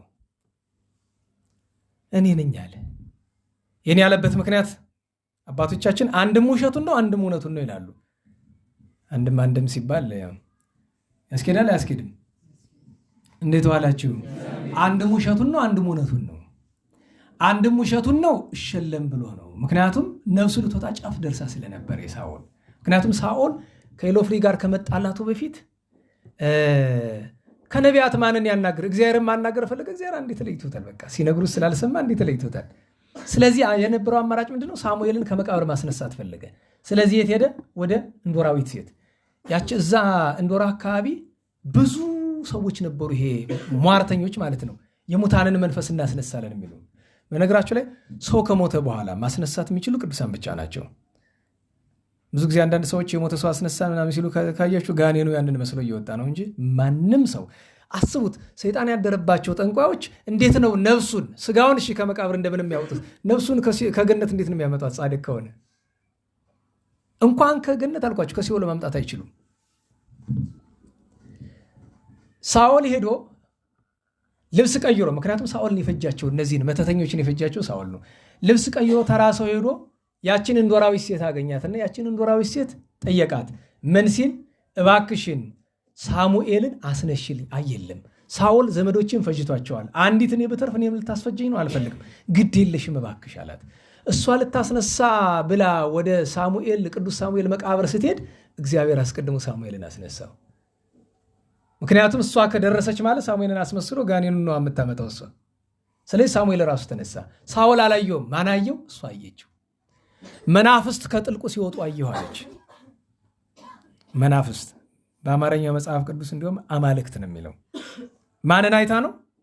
ሳኦልንና ነቢያትን አይታ ነው። ከዛ ምንም አንደኛው ምን ይመስላል? ዋንየው አላት። ረጅም ጽሕሙ እንደዚህ ያላለ ሳሙኤል ነው እሱማ ብሎ በግንባሩ ተደፍቶ እባክህ ንገረኝ አባቴ፣ ቸላት ትብለኛለሁ። እግዚአብሔር አንድ ጊዜ ንቆሃል፣ ጦርነቱ ትሄዳለህ፣ በኢሎፍላውያን እጅ ትሞታለህ፣ አንተም ቤተሰብም ታልቃላችሁ ብሎ ሳሙኤል አረገ። የዚች የእንዶራዊትን ሴት ነገር በኋላ የት ነው የምታገኙት መሰላችሁ? መልክዓ ነቢያት። የነቢያትን መልክ ደግማችሁ ከሆነ የነቢያት መልክ መጨረሻው ላይ መልክዓ ነቢያትን የደረሰው ሊቅ ያችን እንዶራዊት ሴት ማን ባገናኘኝ ከነቢያት አንዱን ባስነሳችልኝ። የምን ይባላል? የፍቅር ምኞት ነው። እንዶራዊቱን ዛሬስ ባገኘዋትና እንዲያው ከነቢያት አንዱን ባስነሳችልኝ። እሷ እኮ አይደለም የምታስነሳ፣ ምክንያት ስለሆነች እግዚአብሔር እሷ ሄዳ አጋንንት እንዳጠራ ሳሙኤልን አስቀድሞ ስላስነሳው። ከዚያ ሄዶ ሲዋጋ ከኢሎፍሊ አንዱ ቀስቱን መርዝ ቀብቶ ወረወረበት፣ ጎኑን ወጋው፣ እንደ እሳት ጠበሰው እዛ ውስጥ ገብቶ እና ወዲያውኑ ኢሎፍላውያን መጥተው ሊገሉት ስለሆነ አሽከሩን ከጎን ያለው ምን አለው? ቅትለኒ አለው። እባክህ ውደቅብኝ ይላል አማርኛ መጽሐፍ ቅዱስ። እባክህ ግደለኝ አለው። ጌታዬ በእጅህ በልቼ ጠጥቼ በአንተ ከብሬ ገንኜ አብሬህ ሞታለሁ እንጂ እንዴት እገላለሁ አለው። እምቢ ካልከኝማ ብሎ ሰይፉን ገልብጦ ተከለውና በሆዱ ወደቀበት። ማለት ተረግዘ ለሊሁ የሚለው እሱ ነው። ለራሱ ተወግቶ ከዛ ሲያጣጥር ጫፍ ላይ ደርሶ የአማሌቃዊ ይመጣል እና ላዩ ላይ በሰይፍ ተረግጦ ይገለዋል። መጨረሰው እንጂ በሰከንዶች ልዩነት ሊሞት ይችላል ሳኦል። ከዚያ ያን ሲለው ዳዊት ተቀብሎ እንዴት እግዚአብሔር በቀባው ሰው ላይ እጅህን ትዘረጋለህ ብሎ አሽከሩን ጠርቶ አንገቱን በሰይፍ አስቆረጠው። ጠላቱን የገደለውን ግን እሱ ራሱ አስገደለው። አንድ ከዛ እንደገና በኋላው እንዳልኳችሁ ይሄኛውን ልጁን አበኔር ሲያነግሰው ኢያቡስቴን እነዛ ሁለት ሰዎች ሹመት እናገኛለን መስሏቸው የኢያቡስቴን አንገት ቆርጦ አመተለ ዳዊት ሰጡት። ምንድነው አላቸው?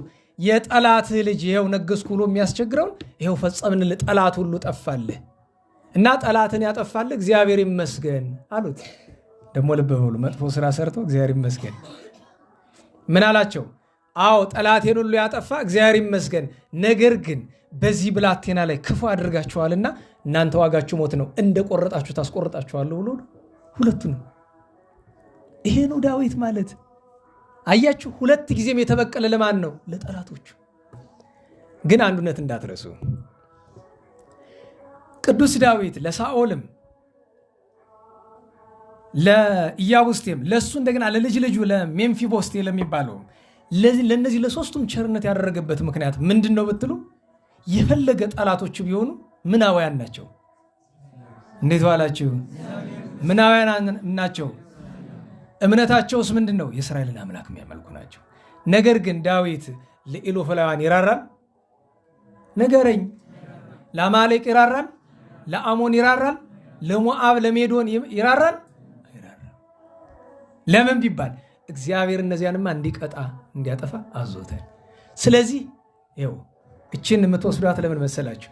አሁን ለምሳሌ አንድ ጠላት ቢነሳባችሁ ሀገርና ቤተክርስቲያን ሊያጠፋ፣ ግን ወንድማችሁ ቢሆን ምንድን ነው የምታደርጉት? መታገል ግድ ነው አይደል? ነገር ግን ብትማርኩት ምንድን ነው የምታደርጉት? ዞሮ ዞሮ ወንድማችሁ ነው፣ ኢትዮጵያዊ ነው አይደል? ቤተክርስቲያን ሊያጠፋ ስለሆነ ሀገር ሊያጠፋ ስለሆነ ትታገለዋል አይደል? ከያዝከው በኋላ ግን ወንድሜ ነው አይደል? እንኳን የጥንቱ ቅዱስ ዳዊት የቅርባችን አጤ ምኒልክ የጣሊያንን ሰራዊት እንዴት ባለ እንክብካቤ ነው ከማድረኩ በኋላ ያዙት። ወገንን ስላልገደለ አይደለም፣ ጥፋ ስላላጠፋ አይደለም። ይሄ ከቅዱስ ዳዊት የተማርነው የዋህነት ነው። አስቡት። ለዮናታን አለቀሰ፣ ለአበኔር አለቀሰ፣ ለሳኦል አለቀሰ፣ ለኢያቡስቴ አለቀሰ፣ ለሜምፊቦስቴ ማዘነ። ለነዚህ ሁሉ ከነዚህ ሁሉ ወዳጁ ዮናታን ብቻ ነው የነበረው፣ ዮናታን ብቻ። እና በእውነቱ የዳዊትን የዋህነት አይተን እንድናከብረው ለኛም ረድኤቱን እንድንሳተፍ ነው። ሌላውን ደግሞ ወደፊት አንድ ቀን እንቀጥላለን። እግዚአብሔር የቅዱስ ዳዊት ሀብቱን ያሳደረብን፣ በረከቱን ያሳደረብን፣ ፍቅሩን ያሳደረብን፣ ሰላሙን ያሳደረብን። 7 ስሞቹን እንዳትረሱ። ጻድቅ ዳዊት አይደለም እንለው፣ የዋህ ዳዊት፣ ንጹህ ዳዊት፣ ብእሲ የእግዚአብሔር ሰው ዳዊት፣ ርዕሰ መዘምራን ዳዊት አይደል፣ ልበ አምላክ ዳዊት፣ ነቢየ ጽድቅ ዳዊት ትሁት ነው። ትትናሰብ ምድሪት እንዲል መሬት ላይ እንዳለ አፈር ቢረግጡት እንደማይመልስ እንደማይናገር ማለት ነው። ዳዊት ትሁት ነው። ዳዊት ንጹህ ነው። ዳዊት የዋህ ነው። የመልኩ ደራሲ ለዛ ነው ሰላም ለጸአተ ነፍስከ በከመ ልማዶ ስርዓት። መቼስ የሥነ ፍጥረት ሕግ ስለሆነ ነፍስ ከስጋ ተለየችን። ዳዊት ሆይ ወለበርነ ስጋ ከግኑዝ በልብሰ መንግስት፣ በመንግስት በወርቅ ግምጃ ለተገነዘ ለክቡር ስጋህም ሰላምታን አቀርባለሁ። መኑ ሰብ ዘይሃዩ ወይሬ ያለ ሞት መዝሙር 88 ላይ ማን ነው ከሰው ልጅ ሞትን የማያት? ኦ ዳዊት የዋህ፣ ኦ ዳዊት ትሁት፣ የዋሁ ዳዊት ትሁቱ ዳዊት እፎ ሰከብከ ውስተ መሬት፣ አንተማ አፈር በላህ። እኔ በነገራችሁ ላይ ድሮ ግብረ ሐዋርያት ካህኑ ሲያነብ የዘመነ ትንሣኤ የሚነበበው ግብረ ሐዋርያት አለ አይደለም? ግብረ ሐዋርያት ምዕራፍ 2 ላይ ያለው እስኪ ስለ ርዕሰ አበው ስለ አባቶች አለቃ ስለ ዳዊት ልንገራችሁን። ሀለው መቃብሩ ሀቤነ እስከ ዮም ይላል ቅዱስ ጴጥሮስ። መቃብሩ እስከ ዛሬ ድረስ። ልብ በሉ፣ ቅዱስ ጴጥሮስ ይሄ የሚናገር ቅዱስ ዳዊት ካረፈ ከ1000 ዓመት በኋላ ነው አይደል?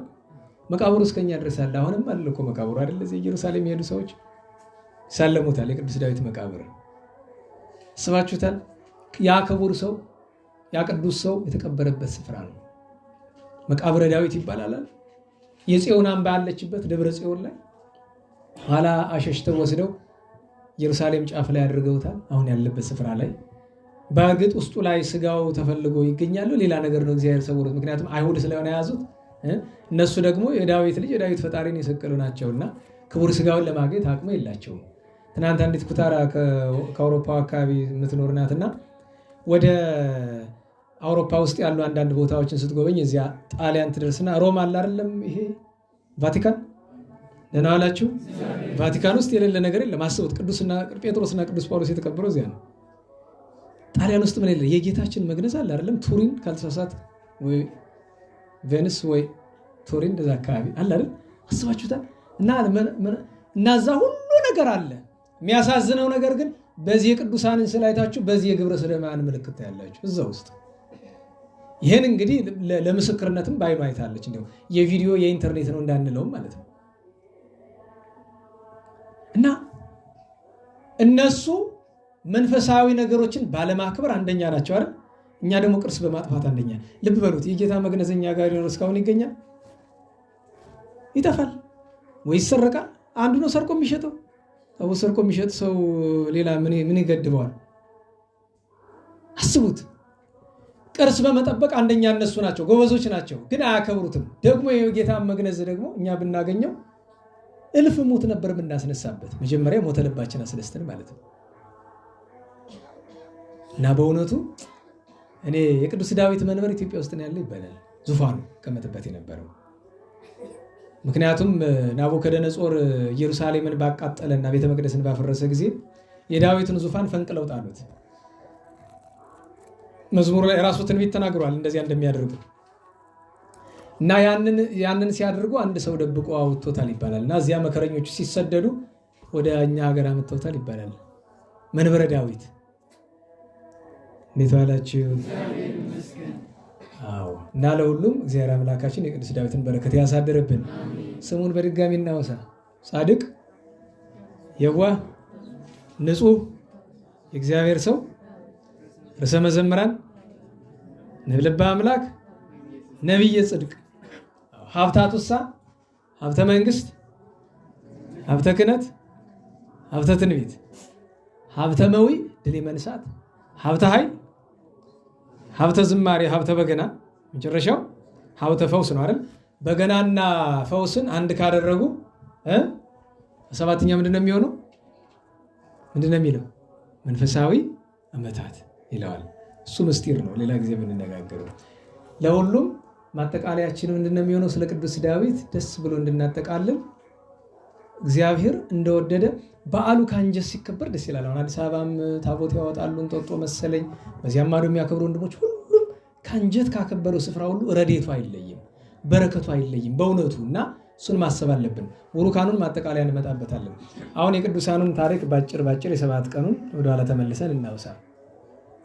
ዛሬ 25 ነው፣ በ18 ነው ተገናኝተን ይሆናል። በ19 ቅዱስ ገብርኤል ሲመቱ ነው። ደህና ዋላችሁ። ሲመቱ ነው የተሾመበት፣ ታምራቱ ነው ሰለስቱ ደቂቅን ያዳነበት ማለት ነው። ቅዱስ ገብርኤል በ10 ነገድ በ40 ላይ ተሾሟል። ከሚካኤል ቀጥሎ የሁሉ መላእክትም አለቃ ተደርጎ ተሾሟል። መልአከ ሰላም ነው፣ ሰላምን የሚናገር ፍሱሃ ገጽ ነው፣ ደስ የተሰኘ። መቼስ የቅዱስ ገብርኤልን ስም በክብር በምስጋና መጥራት። እኔ መልክዓ ቅዱስ ገብርኤልን በተለይ አንደኛው አባ ዘመለኮት የደረሱት መለኮት አጭር ነው፣ ግን ደግሞ ምስጢሩ በጣም ያስገርማል። በጣም ለምሳሌ አስተየኒ ወይነ ትፍስሕት በዘእረስ ሐዘነ እስመ ለሕዙን ተሰራ ያስተይወ ወይነ፣ ላዘነ ሰው ምን አጠጣው ይባላል? ወይን። ስለዚህ እኔን የደስታ ወይንን አጠጣኝ ብሎ ይላል። የደስታ ወይኑ ምንድን ነው? የምስራች።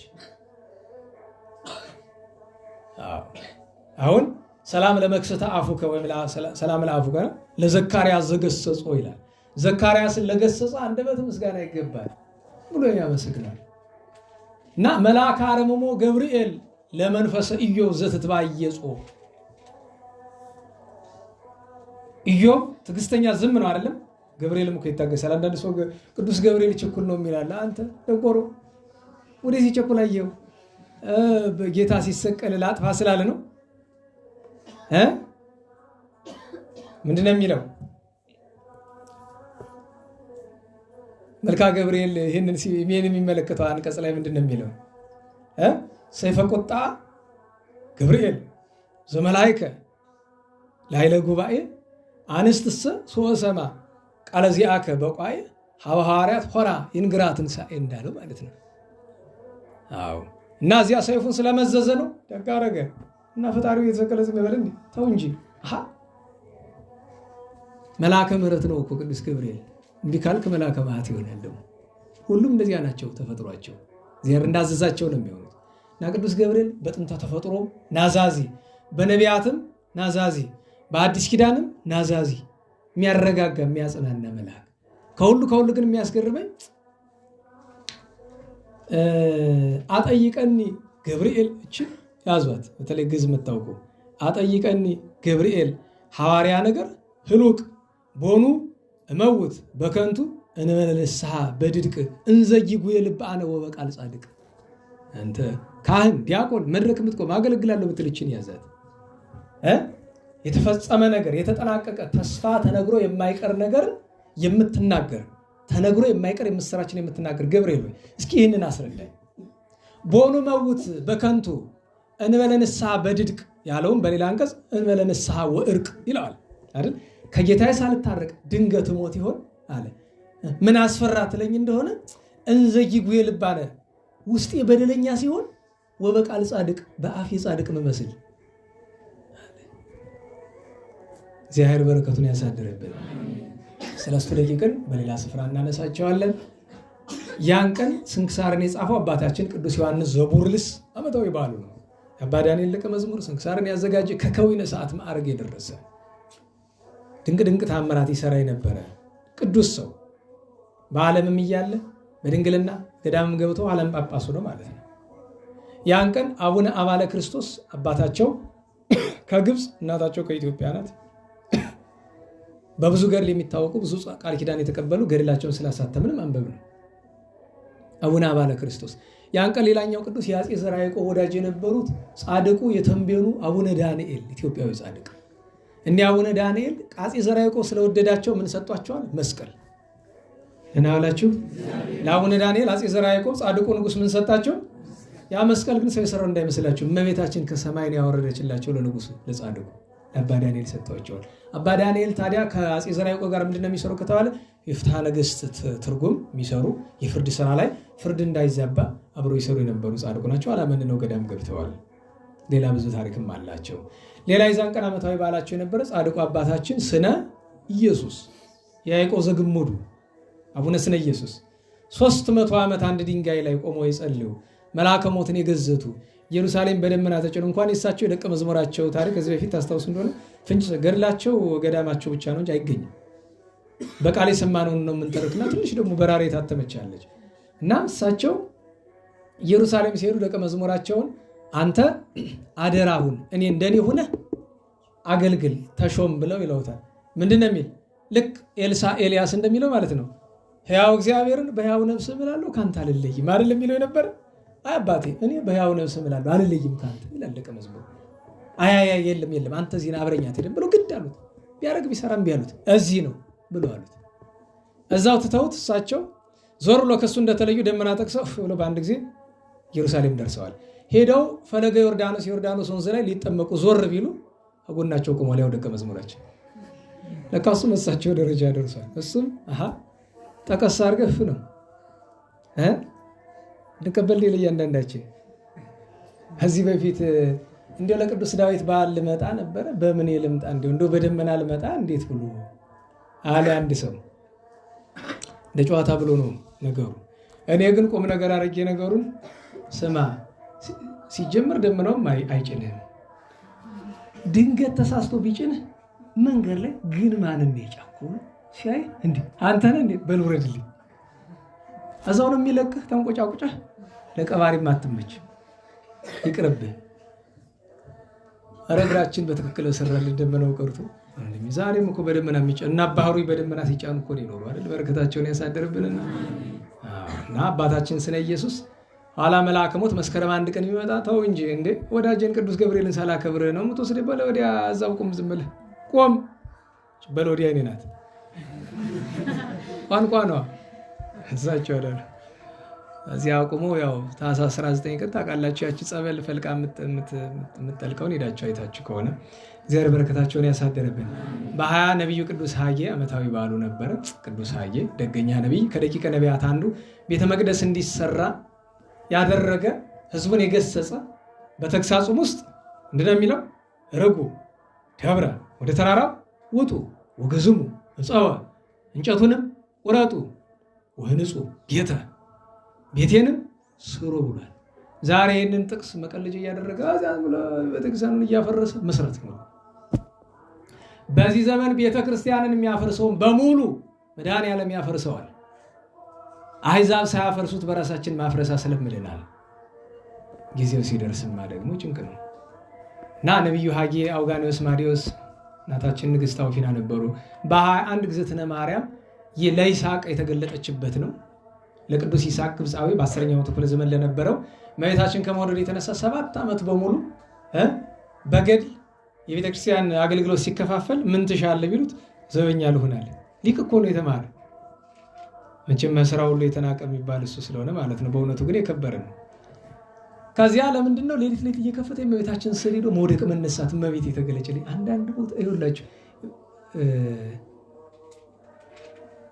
የሆነ ነገር የላችሁ ነበረ ግን ተውኩት። አንዳንዶቻችን ክፋት ይሆናል። ቅዱሳት ስዕላት ስትመለከቷቸው ትንሽ መልክ ቅይር ካለባችሁ ዘኑ ለራሳችሁ። ፈተናን የሚያመጣባችሁ ትክክል ሊሆንም ላይሆንም ይችላል፣ ግን ዘኑ ለራሳችሁ።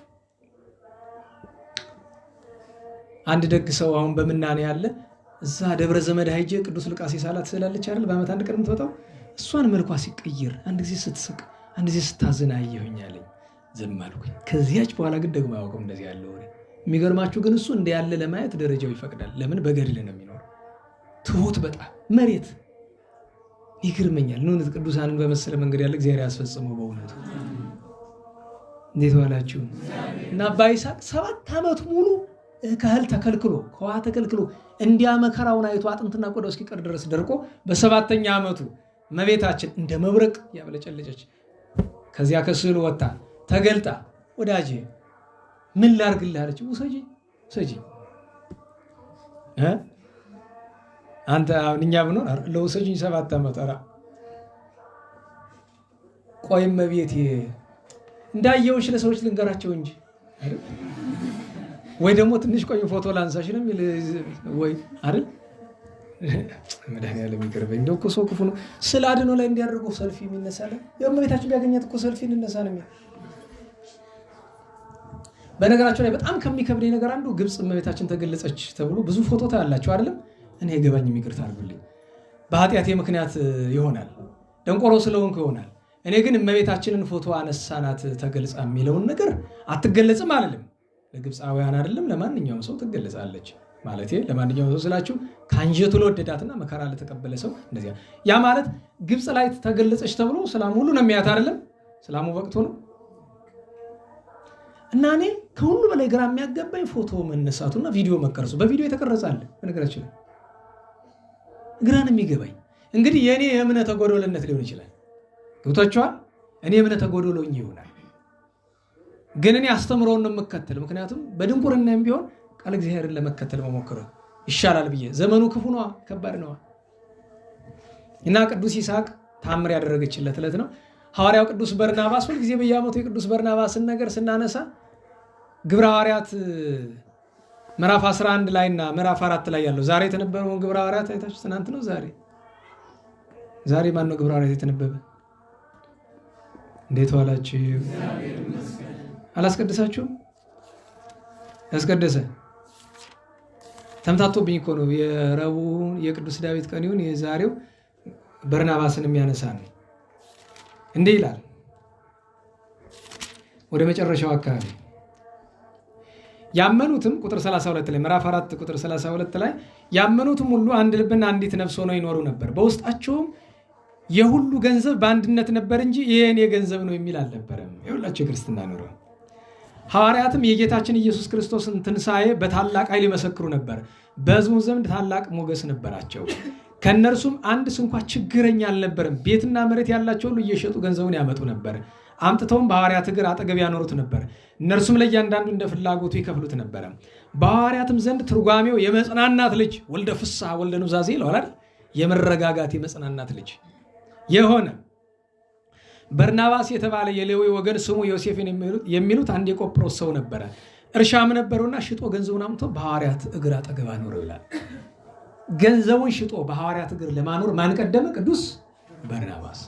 እንዲህ ስላደረገ ግብረ ሐዋርያት ምዕራፍ 11 ላይ እንዴት ባለ ቃል እንደሚያመሰግነው ተመልከቱ።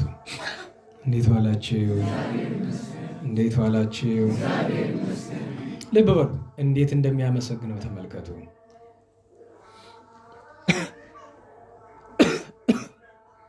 ቁጥር 22 ላይ ምዕራፍ 11 ትንሽ ላንብብና ከዛ እናንተ ተከተሉኛላችሁ። ስለ እነርሱ የተነገረውንም ወደ አንጾኪያ ነው ነገር በኢየሩሳሌም ባለችው ቤተክርስቲያን ዘንድ ተሰማ። በርናባስንም ወደ አንጾኪያ ላኩት ይላል። ሰምታችሁኛል? ሰምታችኋል? በደረሰ ጊዜም የእግዚአብሔርን ጸጋ አየና ደስ አለው። በፍጹም ልባቸው በእግዚአብሔር ጸንቶ ይኖሩ ዘንድ መከራቸው አለና አሁን ነው አብራችሁ የምትሉ ቀጥሉ። ደግ ሰው በሉ እስቲ፣ በደንብ በሉት። መንፈስ ቅዱስ ያደረበት ሃይማኖተኛም ነበርና። አየው፣ ደግ ሰው መንፈስ ቅዱስ ያደረበት ሃይማኖተኛ። እንዲህ ያለ ምስጋና ተጽፎለታል። ቅዱስ በርናባስ ቆጵሮስ ተወልዶ ያደገ ከነገደ ሌዊ የተቆጠረ ደግ ቅዱስ ሰው ሐዋርያው ቅዱስ በርናባስ። ጳውሎስ ወበርናባስ እንዲል መጽሐፍ ወዳጆች ናቸው። እግዚአብሔር በረከቱን ያሳድርብን። ያን ቀን ሌሎች በዓላትም ነበሩ። በ21 በ22 ታኅሳስ 22 ቅዱስ ደቅስዮስ እመቤታችን ድንግል ማርያምን የወደደ አሁን ቅድም የተነሳንበት ትምህርት አሁን ሊመጣ ነው መልሶ። አሁን አስቡት፣ በዚህ ዘመን በጣም ብዙ ሰው ስለ እመቤታችንም ስለ ጌታ መጽሐፍ አሳትሞ ገበያ ያውላል አይደል? እመቤታችን መታ አንድም ቀን ሰመርኩ ብከ ወንዕድኩከ ደስ አለኝ በአንተ አመሰገንኩ ያለችው ሰው አለ በዚህ ዘመን መጽሐፍ ጽፎ? ንገሩኝ። የቅዱስ ደቅስዮስ መጽሐፍ ጽፎ እመቤታችን በአካል ወርዳ ወዲህ ያመሰገነችው ወዲህ ሰማያዊ ዙፋንና ልብስ የሰጠችበት ምክንያት ምንድን ነው? ዋናው ነገር መጽሐፉ አይደለም። ለምንድን ነው የሚለው? እዛ ስንክሳር ላይ ምንድን ነው የሚለው? ነደ እምነ ፍቅራ ለእግዝእትነ ማርያም፣ ከእመቤታችን ፍቅር የተነሳ ልቡ ምን አለ ይላል? ተቃጠለ ነደደ ይልና ወሃሌ ዘከመ ያሰምራ ለድንግል፣ እመቤታችን ድንግል ማርያም ምን ሰርቼ ላስደስታት ብሎ ማሰብ ጀመረ ይላል። በምን ላስደስታት? ምን ሰርቼ ምን ያስደስታታል? እመቤታችን ልጇን ምን ያስደስተዋል? ቅድም ያልኳችሁ ነው። ስታገለግሉ በልማድ አይደለም፣ ስታገለግሉ እንደመሰላችሁ አይደለም። እግዚአብሔር ምን ያስደስተዋል ብላችሁ የቅዱስ ፊልያስን ምክር ታስታውሱታላችሁ አይደለም? እግዚአብሔር የሚያስደስተው ትሁት ልቦና፣ የዋሰብና ቁም ነገር አይደል? እና እውነት መፍረድ ብሏል አይደል? አዎ፣ እምነት ደግሞ እግዚአብሔርን ያስደስተዋል። ቅዱስ ጳውሎስ ይነግረናል። እና ቅዱስ ደቅስዮስ ልዩነቱ እሱ ነው። እግዚአብሔር በረከቱን ያሳደረበት። ቅዱስ አነስጣሴዎስ እና ባርኬላዎስ ቅዱስ ገብርኤል የዚያን ቀን ብስራቱ የሚታሰብበት ቀን የእመቤታችን የተአምር በዓል ነው። ታዲያ የተአምር ነገር ከተነሳ ተአምረ ማርያም ላለፉት 600 ዓመታት ጠላቶቹ ብዙ ናቸው። ባለፈው ጉባኤ መካከል የነገርኳችሁ እኔ በነገራችሁ ላይ አንዳንድ ግራ የሚያጋባኝ ነገር አለ። አንድ ሰው መድረክ ላይ ቆሞ ስህተት ሲናገር ከመንፈስ ቅዱስ ሐሳብ ውጭ የሆነ ከመጽሐፍ የሚጋጭ ነገር ሲናገር ሊቃውንት ሁሉ ሰምተው ዝም ካሉ ምን ማለታቸው ይሆን? ትክክል ነው ማለታቸው ነው አይደል? ተአምረ ማርያም ይስተካከላል አይደል? ሰውየው መልስ የሰጠው አለ።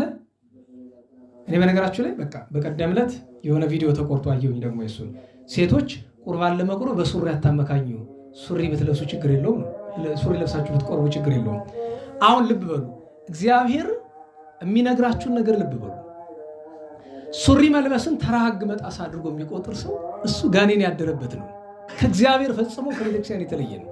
እኔ በነገራችሁ ላይ እኔ በሞቴ እናንተ ሱሪ ብትለብሱ እኔ ምን ይቀርብኛል? የኔ ሱሪ ነው ብትለብሱብኝ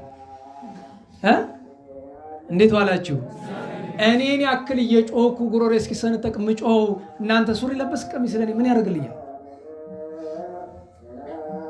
እዚህ ከቆምኩ ግን መናገር ያለብኝ እውነቱን ብቻ ስለሆነ ፈጣሪን የሚያሳዝን ነገር መናገር ስለሌለብኝ ነው።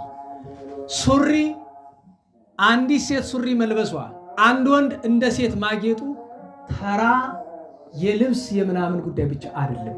አንዲት ሴት ሱሪ ስትለብስ ሴትነት ነው ወንድነት እያማራት ነው። አንድ ሰው ጾታ መቀየር ሲያምር ትርጉሙ ምንድን ነው? ግብረ ሰዶማዊነት። ስለዚህ አንዲት ሱሪ የምትለብስ ሴት አውቃለሁ፣ ሱሪ የምትለብሰው ሴት በእግዚአብሔር ፊት ስንቆም እሷ ጻድቅን ኃጢአተኛ ሊሆን ይችላል። ሱሪ የመልበሷን ነውርነት ግን አይለውጠው። ገብቷችኋል? እኔ እናንተን እኮ እዚህ የምናገራችሁ ስለመልጣችሁ አይደለም። በእግዚአብሔር ፊት ስንቆም ከእናንተ ፊት ከእግዚአብሔር ፊት እኔ የተዋረድኩኝ ልታገኙ ትችላላችሁ። ከቸርነቱ በቀር የሚያስመካ ምንም ነገር የለኝም። እኔ የምናገረው ግን የእግዚአብሔርን እውነት ነው። ይህንን አስተውሉ። ከዛ በቀደም ምን አልኩኝ? ያን የተቆረጠ ከዚህ በላይ መናገር አስፈላጊ አይደለም። ስለዚህ ያለኝ አማራጭ ምንድነው? ሰውየው መናፍቅ ነው፣ የሚያዳምጠውም ሰው እንግዲህ ምንፍቅና የወደደ ሰው ነው። እንግዲህ አንድ ፕሮቴስታንት ፓስተር ለፕሮቴስታንቶች ሰበከ ብዬ መልስ አልሰጥም ለራሱ አማኞች ስለሆነ። ስለዚህ ይህንን የሚያዳምጡት ሰዎች በሙሉ እንግዲህ የእሱ እምነት አማኞች ናቸውና መብታቸው ነው። ከዚህ በኋላ እግዚአብሔር ቢያስችል የተአምረ ማርያም ነገር ስለተነሳ ነው። አስቡት። በነገራችሁ ላይ እንደዚህ ብሎ ለመናገር እኮ አብዛኞቹ እነበጋሻው እንኳን የሚሰሩትን ሰርተው እስከሚወጡ ድረስ ጠብቀው እኮ ነው የተናገሩት አይደል? አማል ሜዳ ተቀምጦ እና በእውነቱ የእመቤታችን ተአምር አቡነ ተክለ አልፋን አታስታውሱም? 12 ሐዋርያት የእመቤታችን ተአምር ቆመው እንደሚያዳምጡ ከዚህ በላይ ምን አለ? ሊቃነ መላእክት አታውቁም? በቅዱስ ዮሐንስ አፈወርቅ ታሪክ ላይ አለ አይደለም? 12ቱ ሊቃነ መላእክት ወርደው የእመቤታችን ተአምር አላደመጡ? ምስጋናዋን አልሰሙ? ሰግር ለኪን አልሰሙ? ታዲያ ልብ በሉ እስቲ ያስተውሉ እንደው በሞቴና እና እግዚአብሔር ከተአምሯ አይለየን። ማኅሌተ ጽጌ 150 በሙሉ የተደረሰ ለእመቤታችን ተአምር ክብር ነው። ምክንያቱም በዘመኑ የእመቤታችን ተአምር ተቃዋሚዎች ስለነበሩ ደቂቀ እስጢፋኖስ የሚባሉ አዎ መጀመሪያ ድርሰቱም ሲደረስ ተቃዋሚዎች ነበሩ። በኋላ ደግሞ እነ ደቂቀ እስጢፋኖስ ተነሱ። እናሱም ማስተዋል ነው። የተአምሯን በረከት ያሳደረብን። በ23 ነቢየ ጽድቅ ልበ አምላክ ቅዱስ ዳዊት እነ ቅዱስ አሳፍ እነ ቅዱስ እሴይ ቅዱስ ጢሞቴዎስ ገዳማዊ በበረሃ አገልግሎት የሚታወቅ ቅዱስ ሰው አባ ሳሙኤል አባ ስምዖን አባ ገብርኤል በአርኬ እንዘይታለው አሃዱ ድር አሃዱ በበዘመኖሙ አንሥኦ ሙታን አግሃዱ እሳተኒም ሰማይ አውረዱ ተብሎ ታምራቸው የተነገረላቸው ናቸው። ሌሎችም ቅዱሳን አቡነ ሳሙኤል ዘአርምሞን ጨምሮ እና አባ ይስሐቅ ዓመታዊ በዓላቸው ነበር። በ24 ትናንት አቡነ ተክለ ሃይማኖት የተወለዱበት እግዚአብሔርና ጸጋ ዘአብ አብረው ዓመታዊ በነገራቸው ላይ ገድላቸው ታትሟል አይደለም? እንዴት ዋላችሁ? እንዴት ዋላችሁ? ያው ወንድማችን ገብረ ሥላሴ እዚህ አብሯችሁ እንደነበረ ያው መቼም አይታችሁ ይሆናል አይደለም? ክብረ በዓሉ መጥቶ ነበር ለቅዱስ ዳዊት እና እውነቱን የምነግራችሁ የገድላት ህትመት ውስጥ ዮርዳኖስና ገብረ ሥላሴ ይባላል። እኔ ምንም ሰርቼ አላውቅም። እሱ ብቻውን ነው የሚሰራ። የምታዩትን በሙሉ የታተመውን 7 8 ወይ 9 ገድል ያሳተምነውን በሙሉ እሱ ነው። 90% የእሱ ድካም ነው። የእኔ ሙያዊ ምንድነው? ማማከር ብቻ ናት። በእርግጥ እሷም ታስፈልጋለች። እንደ ጠጠር ናት። ይወታቸዋል። ጋኑ እሱ ነው፣ ጠጠሩ እኔ ነኝ። ያስፈልጋል። ጠጠሩ ለለ ጋኑ ይሰበራል። ያው ደግሞ ለራሴ ቦታ ሰጥ ወደ አዎ ያስፈልጋል። አስፈላጊ ነው። እውነቴን ነው። እኔ ሳልሆን ሐሳቡ ቃሉ አገልግሎቱ ያስፈልጋል። በእውነት ግን ድካሙ የሱ ነው። እግዚአብሔር ባለበት የቸርነቱን ስራ ይስራለት፣ ለእኛም የቸርነቱን ስራ ይስራልን። ስለዚህ እግዚአብሔር ያጸጋ ዘአብ በቅርብ ገድሉን ታገኛላችሁ። ሌላው እናታችን ቅድስት አስቴር በውበቷ ስንቶቹ በመልካቸው ሀገር ሲያጠፉ እሷ በውበቷ ወገኖቿን አድናለች። ግን ውበቷ አይደለም ያዳነው፣ የውስጥ ውበቷ ነው፣ ንጽህናዋ ነው፣ ጸሎቷ ነው፣ ጦሟ ነው። መርዶክዮስንም እናስባለን። ሰይጣን የተነጋገረው የሰሎንቅያው የምስሩን አባ ጳውሊን፣ ጳጳሱን አባ ፊሎንጎስን፣ ታላቁ ሐዋርያና ሰማዕት ቅዱስ አግናጤዎስ ምጥብል አንበሳን እናስባለን። ጻድቃን ዘከዲ ኢትዮጵያ ውስጥ ከውጭው ዓለም መጥተው በብዙ መከራ ኑሮ በአንድ ቀን ያረፉ ቅዱሳን ናቸው። ዛሬ አባ ዮሐንስ ከማ አባታችን በነገራቸው ዛሬ 2 ዮሐንስ ከማ ነው ዓመታዊ ባላቸው። በግብፅ የተጋደለው በሰሜን ኢትዮጵያ አካባቢ የነበረው በጥንቱ አሁን ላይኛው ግብፅ በሚባለው የነበረው አባ ዮሐንስ ከማና ኢትዮጵያ ውስጥ ደግሞ በመካከለኛው ዘመን የነበረና ጻድቅ በኋላም በሰማዕትነት ያረፈ መልከው አለ እሱ ላይ። እሱም ደግሞ ኢትዮጵያዊ ጻድቅ አቡነ ዮሐንስ ከማ ዓመታዊ ባሉ። እንደገና ደግሞ ጥር 1 ቀን ሌላ ዮሐንስ ከማ አለ። 5ቱ ቅዱሳን መቃብያን ዓመታዊ በዓላቸው ነው። እነሱም ዛሬ የ12ቱ ቅዱሳን ሐዋርያት ዓመታዊ በዓላቸው ነው። ዛሬ የችኮላ ይሁን ምስጢር ጠንቅቀው ሐዋርያትን የተቀደሰ 3 ምዕት ነው ነበር የታዘ። ደስ ብሎኛል በእውነቱ።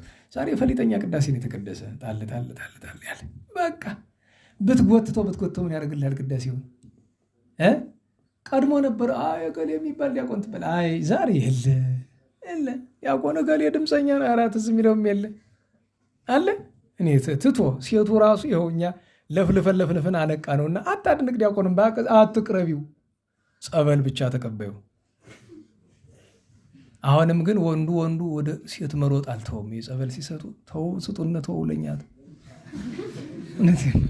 እኔ ነኝ የምጠቅም እኔ ነኝ የምረባ ሴቲቱ አትረባ። እንዲያም ቢል መስገርት ነው የምትሆነብህ። ይቅርብ። በተለይ ዲያቆኖች እውነቴን ነው ለእኛ ስጡነ። መጀመሪያ በደረጃ እኮ ነው የሚሰጥ። ጳጳስ እያለ ቄስ ቀድሞ ይጠጣል፣ ቄስ እያለ ዲያቆን ይጠጣል። እና እኔ ዲያቆኑ እያሉ ወደ ሴት ምንድነው የሚያሮጥ? ለእኔ ስጠኝ እንጂ መጀመሪያ እንዲህ ብዬ ስል አጥቼ እንዳይመስልህ በእጄ ነው። እንኳን ለእኔ ለሀገሩ እሰጣለሁ ጸበል በእጄ ነው። ግን ስርዓት ስለሆነ ሰጥተውኝ ልጠጣ ስለምፈልግ ነው። ገብቷችኋል? እንደዚያ ነው። እና ለሁሉም ቅዱሳን ሐዋርያት አባቶቻችን ዓመታዊ በዓላቸው ነው ዛሬ። እግዚአብሔር የሁሉንም ቅዱሳን በረከት ያሳድርብን። ነገ እናታችን ቅድስት አነስጣስያ፣ ጻድቅ አቦሊ፣ ሰማዕት ዩልያና፣ በ27 ኢትዮጵያዊ ጻድቅ አባ በግዑ፣ ሰማዕታት ቅዱሳን አብሳዲና አላኒቆስ ከግብፅ፣ በ28 አማኑኤል ዓመታዊ በዓል የቸሩ መድኃኔዓለም፣ የእግዝእትነ ማርያም ዓመታዊ በዓል በዓለ ማርያም ይባላል። ጳውሎስ ሶርያዊ ዓመታዊ በዓሉ ነው። በ29 የጌታችን የመድኃኒታችን ኢየሱስ ክርስቶስ የተመሰገነ ልደቱ ነው። የዚያን ቀን ነቢዩ መስፍኑ ቅዱስ ኢያሱ፣ ጻድቅ ንጉሥ አቃሪዎስ ዘሩሃ፣ ቅዱስ ቆሪል ገመላዊ፣ ሰማዕታተ አክሚም፣ አቡነ ገብረ መንፈስ ቅዱስ፣ እናታችን ፍቅርተ ክርስቶስ፣ ቅዱስ ላሊበላ ብትቆጥሩት ልደታቸው የሚከበርላቸው ከወደ 17 ቅዱሳን አሉ እና አቡነ አብሳዲ ዘደብረ መጉናን ጨምሮ ማለት ነው። በ30 ቅዱሳን ሕፃናት የቤተልሔም አባ ዘካርያስ፣ አባ ዮሐንስ ገዳመ አስቄጥስና አባ ዮሐንስ ብፁዓዊ በበረሃ ይኖር የነበረው እነ ኮሪዮን ፊልሞና፣ በአንድ ቅዱስ እስጢፋኖስ ሊቀ ዲያቆናት ወገዳሜ ሰማዕት። ልደቱም ቃል ኪዳኑም ሰማዕትነቱም አንድ ቀን ነው። የዚያን ቀን ሰማዕታተ አክሚም የምስክርነታቸው መፈጸሚያ ነው። ዮሐንስ ከማ የደብረ ሊባኖሱ ጨጌ ዮሐንስ ከማ ዓመታዊ በዓላቸው ነው። ሌሎችም በዓላት አሉ። ዲዮስቆሮስ ሰከላቢዮስ፣ በሁለት ጻድቅ የአዳም ልጅ የመጀመሪያው ሟች ጻድቅ ሰው ቅዱስ አቤል፣ ሊቀ ሰማዕታት ቅዱስ ጊዮርጊስ ልደቱ ነው ይባላል የዚያን ቀን።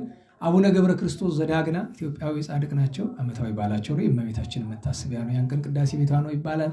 በ3 ይበቃናል። ስለዚህ ወደ ማጠቃለያችን እንለፍና ቡሩካኑ አንትሙ ለእግዚአብሔር፣ እናንተ ለእግዚአብሔር የተመረጣችሁ የተባረካችሁ ናቸው ብሎ ቅዱስ ዳዊት መረቀ። ምክንያት ደህና ዋላችሁ። ቅዱስ ዳዊት የመረቃቸው ምንም ሌላ ነገር ያልነበራቸው አንድ ነገር የሰሩ ናቸው። እነሱ ምንድነው? የሱ ጠላት የሆነውን ሳኦልን ከልጁ ጋር ስጋውን የቀበሩ ናቸው። በነገራችሁ ላይ ጠላት ስጋቸውን አስከሬናቸውን አቃጥሎታል፣ ግን ወስደው ቀበሩ። ቅዱስ ዳዊት እያለቀሰ መጥቶ የገዛ ጠላቱን ሳኦልን የቀበሩትን ሰዎች ምን አላቸው? እኔ ለእናንተ ቸርነት አድርጋለሁ። ለምን? ለእስራኤል ንጉሥ እግዚአብሔር ለቀባው ቸርነት አድርጋችኋልና። ስለዚህም ምን አለ? ቡሩካኑ አንትሙ ለእግዚአብሔር፣ እናንተ ለእግዚአብሔር የተባረካችሁ ናችሁ ብሎ አላቸው። በዚህ የምንመለከተው ሁለት ነገር ነው። አንደኛው ቅድም አይተናል፣ የቅዱስ ዳዊትን የዋህነት። ዋናው ግን የገረመኝ ነገር አንድ እግዚአብሔር የቀባውን ሰው እግዚአብሔር ያከበረውን ሰው መጀመሪያ በኋላ ቢወድቅም እንኳ በመከራው ጊዜ ማገዝ ይገባል። አንድ ካህን፣ አንድ አገልጋይ፣ አንድ በቤተክርስቲያን ላይ የተሾመ ሰው ከክብሩ ቢወድቅ፣ ከክህነቱ ቢሰናከል፣ በኃጢአት ቢወድቅ ከዛ በኋላ ወድቆ ብናገኘው የሌባ ቄስ የሌባ ምናምን ብሎ ማለፍ ይገባል? ወድቆ ብናገኘው ማንሳት አይገባም? ንገሩኝ። ቢርበው መብላት አይገባም? ቢጠማው ማጠጣት አይገባም? እሱን ሲያስተምረን ነው። አንድ ሁለተኛ፣ ይሄ ግብረ ጦቢት ይባላል አይደል? ጦቢት አባታችን በእድሜው ላይ 100 ዓመት ያስጨምርለት የጠፋዩን ያበራለት ምንድን ነው ቢሉ አባቶቻችን የጦቢት ሙያው ምንድን ነው? የሞተን ሰው መቅበር፣ ደሃ ሳይል ምን ሳይል ያገኘው ደግሞ ሲቀብር ትውፊት እኮ አለ አይደል? እዚህ ሰው ሞተ ከተባለ ካህናት ላይ ቀምሰው። ለምን? እቺ ግብረ ጦቢት ናት። ምክንያቱም ቅዱስ ጦቢት ምንድነው? እንበለ ይቅብሮ እየጥም እክል አይደል የሚለው? ሳይቀብረው እህል አይቀምስም፣ በባዶ ሆዱ ነበር።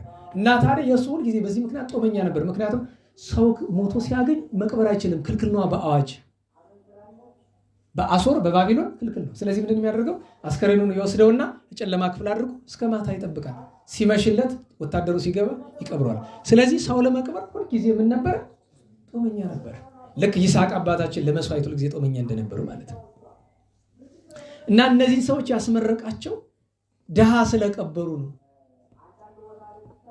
ንጉሥ አይደል የቀበሩት ለኝ እንደሆነ ንጉሥ ከሞተ በኋላ ምን አለው ንገረኝ። እንዴት ዋላችሁ? ንጉሥ ከሞተ በኋላ ምን አለው? ለዚያውም ሳኦል በጌላው ሲወድቅ ሲገደል በዙሪያው ማን አለ? ንጉሠ ነገሥቱ አስከሬኑ ተቃጥሎ ተወግቶ እዛ ቦታ ላይ ወድቆ መመልከት አስቡትን። ልክ እንደ አፄ ቴዎድሮስ ማለት ነው። እዛ ወድቆ ስንት ሰዓት ቆይቷል። ንጽጽር የላቸውም። ቴዎድሮስ በእውነቱ ለየት ያሉ ናቸው። ለወንድነቱ ሁለቱም ወንድ ናቸው። የሚለያያቸው ነገር ደግሞ አለ እና ትልቁ ነገር ያንን አለ። እኔ ደግሞ ምን እላለሁ? ቅዱስ ዳዊት ሳኦልን ስለቀበሩ የሞተ ስለቀበሩ እግዚአብሔር የቀባው ሰው ምንም ቢበድልም እንኳ እሱንም ስለቀበሩ ያን ቸርነት ስላደረጉ ቅዱስ ዳዊት ቡሩካኑ አንትሙ። ዳዊት ተራ ሰው አይደለም። በአንደበቱ የሚናገር ማን ነው? ስለዚህ ቡሩካን አንትሙ ለእግዚአብሔር እያለ ያለ ማን ነው? እግዚአብሔር ነው። ይሄ እንዲህ ካሰኘ እግዚአብሔርን የሚያስደስቱ ሌሎች ምግባራትን መስራት ነው። እንዴት አያስመርቅ? እንዴት ለእግዚአብሔር የተለያችሁ አያሰኝ ነው? እንዴ ከአንጀቱ የሚጾም ሰው እንዴት እንዲህ አይባልም? ከአንጀቱ የሚጸልይ ሰው፣ ከአንጀቱ የሚያገለግል ሰው፣ አዳራሽ የሚያጸዳ፣ ወንበሮችን የሚያስተካክል አስቡት። በነገራችሁ ላይ በማግስቱ ባንዲራውን ማን ያወረደው? የሸካከፈው ማን ነው? ያው የተለመደው ልጅ ብቻ ነው። አግዛችሁታል። ስራ አግዙ። ያው በዛውም ትምህርት ልስጠው ለሰው እዛውም እያዳመጠ ከሆነ ይኸውላችሁ ስራ አግዙኝ በል። አንድን ስራ ብቻችን ስንሰራው ተከትሎ የሚመጣ ትዕቢት ነው። ለሰሪውም ችግር ነው። አዎ እንዳትታበይ ነገር ያለው ገና ሀሁ አልጀመርክም፣ ገና ነህ። ሰራው እንዳትል ምንም አልሰራም። ከናንተ አንፃር ያው እሱ ነው፣ እሱ ብዙ እየሰራ ነው ከናንተ አንፃር። ግን ከሰይጣን መብለጥ መልአክ፣ ከኃጢአተኛ ሰው መብለጥ ጻድቅ አያደርግም። አንተም መብለጥ አይደለም ጽድቅ እኮ፣ እኔን መብለጥ አይደለም ጽድቅ እኮ። የታዘዘውን መኖር ከሰራ በኋላ ደግሞ ምንድነው የሚለው መጽሐፍ? በቅዱስ ሉቃስ ወንጌል ምዕራፍ 17 ቁጥር 10 ላይ ምንድነው የሚለው? ገቢረክሙ ኩሎ ዘአዘዝኩክሙ በሉ አግብርት ጽሩዓን ንሕነ። ሰርታችሁ ስትፈጽሙ ምን አለ? የማንተ ቅንባሮች ነን በሉ። ሐዋርያት ናቸው እንዴ የተባሉ እንኳን እኛ ማለት ነው። ስለዚህ ይሄ ተግሳጽ ነው፣ ምክር ነው፣ ማሰብ ይገባል። ለጊዜው ግን እግዚአብሔር ኢትዮጵያውያን ስላደረገን ቡሩካን አንትሙ ለእግዚአብሔር፣ እግዚአብሔር የተለየንን በእውነት ይሄ መባረክ ነው አይደል? ለእግዚአብሔር ከእግዚአብሔር የተባረካችሁ ናቸው ከተባለ ኢትዮጵያዊ መሆን እኮ መባረክ ነው። እንወደዋለን። ግብፃዊ መሆንሳ ሄዱና ግብፃውያን ጠይቋቸው። ሁለተኛ ኦርቶዶክሳውያን ስላደረገን ቡሩካን አንትሙ ለእግዚአብሔር፣ ከዚህ በላይ መባረክ አለ? ሶስተኛ በደጁ በአገልግሎቱ በምህላው በቅዳሴው በኪዳኑ ዙሪያ ስላልሆነ ቡሩካን አንትሙ ለእግዚአብሔር። አራተኛ ለስጋው ደግሞ የበቃችሁ ካላችሁ ቡሩካን አንትሙ ለእግዚአብሔር። እግዚአብሔር ለይቷችኋል፣ ባርኳል፣ አክብሯል ከጥንቃቄ ጋር። የመጨረሻ ከአንተ አንጻርስ ብትሉኝ የቅዱስ ዳዊት ቀን ስላገለገላችሁ እኔን ሳይሆን እግዚአብሔርንና የእግዚአብሔር ባለሟል የሆነውን ቅዱስ ዳዊትን የቅዱስ ዳዊት እናት እመቤት ልጅ የሆነችውን እግዝእትነ ማርያምን ስላገለግላችሁ ቡሩካን አንትሙ ለእግዚአብሔር። ይህንን ያልኩኝ አይደለም፣ ርዕሱ የተመረጠበት ምክንያት እንዲህ የሚል መልእክት ስለመጣ ነው። እንደዚያ ዝርዝር ውስጥ አንገባም። ግን ያን ቀን ከአንጀታችሁ ያገለገላችሁ ሰዎች በሙሉ ቡሩካን። ይህንን ብዬ ስናገር አንዳንዱ ሰው ምን ያስባል? ደግሞ በደንብ በቃ ከርሞ በደንብ እንዲገለገልለት ለማጓጓት ነው። ከርሞ ብትመጣ ባትመጣ ለእኔ ምን ታደርግልኛለህ? ለእኔ ነው እንዲህ የምትመጣው። እንዴት ዋላችሁ? የቅዱስ ዳዊት በዓል በጣም ያስደስታ፣ ሁልጊዜም ደስታ ነው። የበለጠ የሚያስደስታ መቼ እንደነበር ታውቃለህ? ብቻዬን ሳከብረው ቀን ስትመጣ እኮ በረከት እንደምትወስድብኝ ያውቀዋለሁ። ብቻዬን ሁሉ ስሰራ በነበረበት ጊዜ ሳገኘው የነበረውን ሀብት እኔ ነኝ የማውቀው። አሁን እየተካፈልከኝ እኮ ነው። እየተካፈልከኝ ማለት አብሬ አልሰራማ፣ እናንተ ስለምትሰሩ ስሰራው የነበረውን ነገር ትቼዋለሁ። ስለዚህ አንተ ስለሰራ ተጎዳኝ እንደው እንጂ አትጠቅመኝ፣ ለራስህ ነው የምትጠቀም። የቅዱስ ዳዊት ቀን ሰው በዛ አነሰ አገልግሎት አገለግል አላገለግል ሰንደቅ ዓላማውን ሰቅላችሁት አልሰቅላችሁት ለቅዱስ ዳዊት ምን ያደርግለታል? እሱ እኮ ለራሳችሁ በረከት ነው የምታደርጉት። ለእኔስ ምን ያደርግልኛል? ደህና ዋላችሁ? ምን ያደርግልኛል? እዚህ ታች ስላነጠፋችሁ ስለጠረጋችሁት አፈሩ ላይ እቀምጣለሁ። አፈሩ ላይ መቀመጥ አትችልም? ይችላል። እያንዳንዱ የምታደርጓት ነገር ራሳችሁ ብቻ ነው የምትጠቅሙ፣ ማንንም አትጠቅሙ። ደግሳችሁ ብታበሉ እንኳን የበላው ሰው ጧት በልቶት ማታ የለም። ያንተ በረከት እኮ ለስንት ዘመን የሚቆይ። ስለዚህ እንዲህ ያለ ነገር ሲነገር ምስጢሩ ዝርዝር ውስጥ አልገባም። ግን ቡሩካን አንትሙ ለእግዚአብሔር ታዲያ እንደሚያሳይ ከሆነ ሌሎች በዓላትንም ቅዱስ ዳዊት ብቻ አይደለም እኮ እንደ ቅዱስ ዳዊት ክቡራን የሆኑ ስንት ቅዱሳን አሉ አይደለም? ቡሩካኑ እንድትባሉ በየቤታችሁ የምታከብሩት ቅዱስ ይኖራችሁ። እመቤታችን ከጌታና እመቤታችን ቀጥሎ የምናከብረው ሊኖረን ይገባል ነው። ቡሩካኑ አንትሙ ለእግዚአብሔር የሚለው ቃል በፍርድ ቀን ሲሆን ሙሃቤ ቡሩካኑ ለአዌ ወደሚል እግዚአብሔር ይለውጥልን። የቅዱስ ዳዊት ሀብቱ የንጹሐንን በረከት ያሳድርብን። ብርሃነ ልደቱን ይግለጥልን። በዓል ተከትሎ ከሚመጣ ኃጢአት መከራ ይሰውረን። ቸር መድኃኔዓለም ለክብሩ ለጸጋው ለሀብቱ ያብቃን። ለምስጋና ልነሳ። መልእክቱን በኋላ እነግራቸዋለሁ።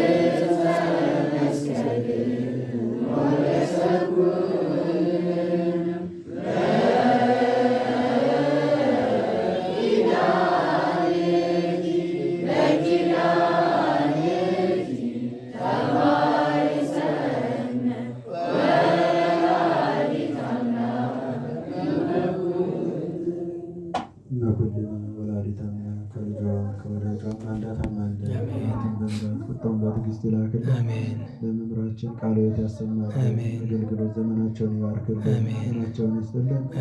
እኛም ከሩቅም ከቅርብ መተን ቃሉን እንድንሰማ የፈቀደልን ፈጣሪ ከተለያየ ፈተና ሰውሮ ማስተዋሉን አድሎ ፍጻሜያችን ያሳምርልን። በዓሉን ለማክበር ወደዚህ የመጡትን በሰላም መልሶ ከርሞም ጊዜ በሰላም ማስተዋሉን አድሎ መጥተው በረከቱን እንዲያገኙ እኛም በተቻለን ሁሉ በረከቱ እንድንሳተፍ ከቁጥር ሳያጎል ከርሞም ጊዜ በሰላም ያድርሰን። ነፍሳተ ሙታንን ይማርልን፣ ለታመመ ሁሉ ምሕረቱን ይላክልን። ሀገራችን ሰላም አድርጎ ሱባኤያችን በሰላም ያስፈጽመን። ወንድማችንም ቃለ ሕይወት ያሰማልን፣ ሰላም ያሳድረን፣ ከሰማይቱ ረድኤት በረከት ያሳትፈን። አቡነ ዘበሰማያት ይትቀደስ ስምከ ትምጻእ መንግሥትከ ወይኩን ፈቃድከ በከመ በሰማይ ከማሁ በምድር ሲሳየነ ዘለለዕለትነ ሀበነ ወኅድግ ለነ አበሳነ ወጌጋየነ ከመ ንሕነኒ አበሰናነ ኢታብአነ እግዚኦ ውስተ መንሱት አድኅነነ ወባልሐነ እምኩሉ እኩይ እስመ ዚአከ ይእቲ መንግሥት ኃይለ ስብሐት ለዓለመ ዓለም። በሰላመ ቅዱስ ገብርኤል መልአክ እግዝእትየ ማርያም ሰላም ለኪ ድንግል ነኪ እግዚአብሔር ጸባኦት ሰላም ለኪ ቡሩክት አንቲ እምአንስት ወቡሩክ ፍሬ ከርሥኪ ተፈሥሒ ፍሥሕት ወምልዕተ ጸጋ እግዚአብሔር ሰአሊ ወጸልይ ለነ ምሕረተ ወበረከተ ኢየሱስ ክርስቶስ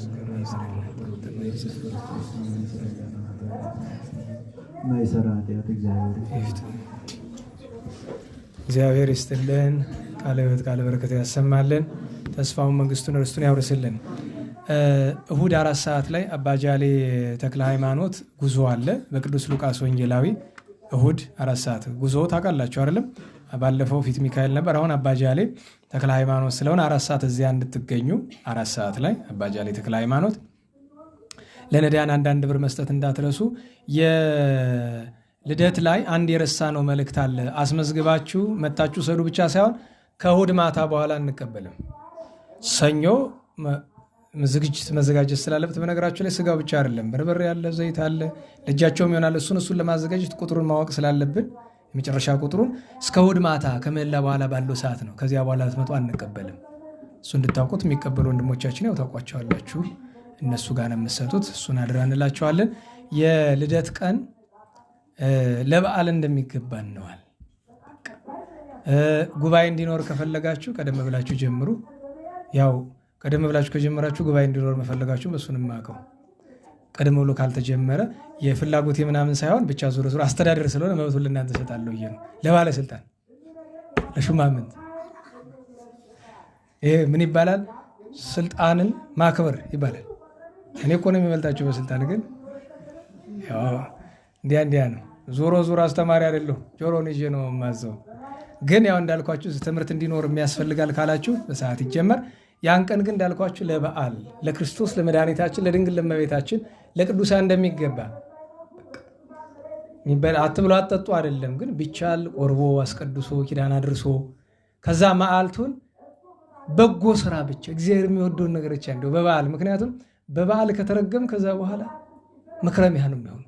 መንፈስ ቅዱስ ይርቀናል በእውነቱ እና መንፈስ ቅዱስ እንዳይርቀን የቸርነቱን ስራ ይስራልን።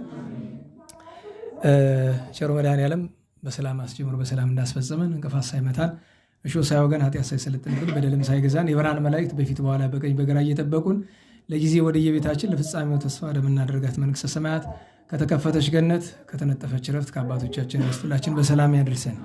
ስብሐት ለእግዚአብሔር ልዑል ወለወላዲቱ ድንግል ወለመስቀሉ ክቡር ጻሳይል አሜን።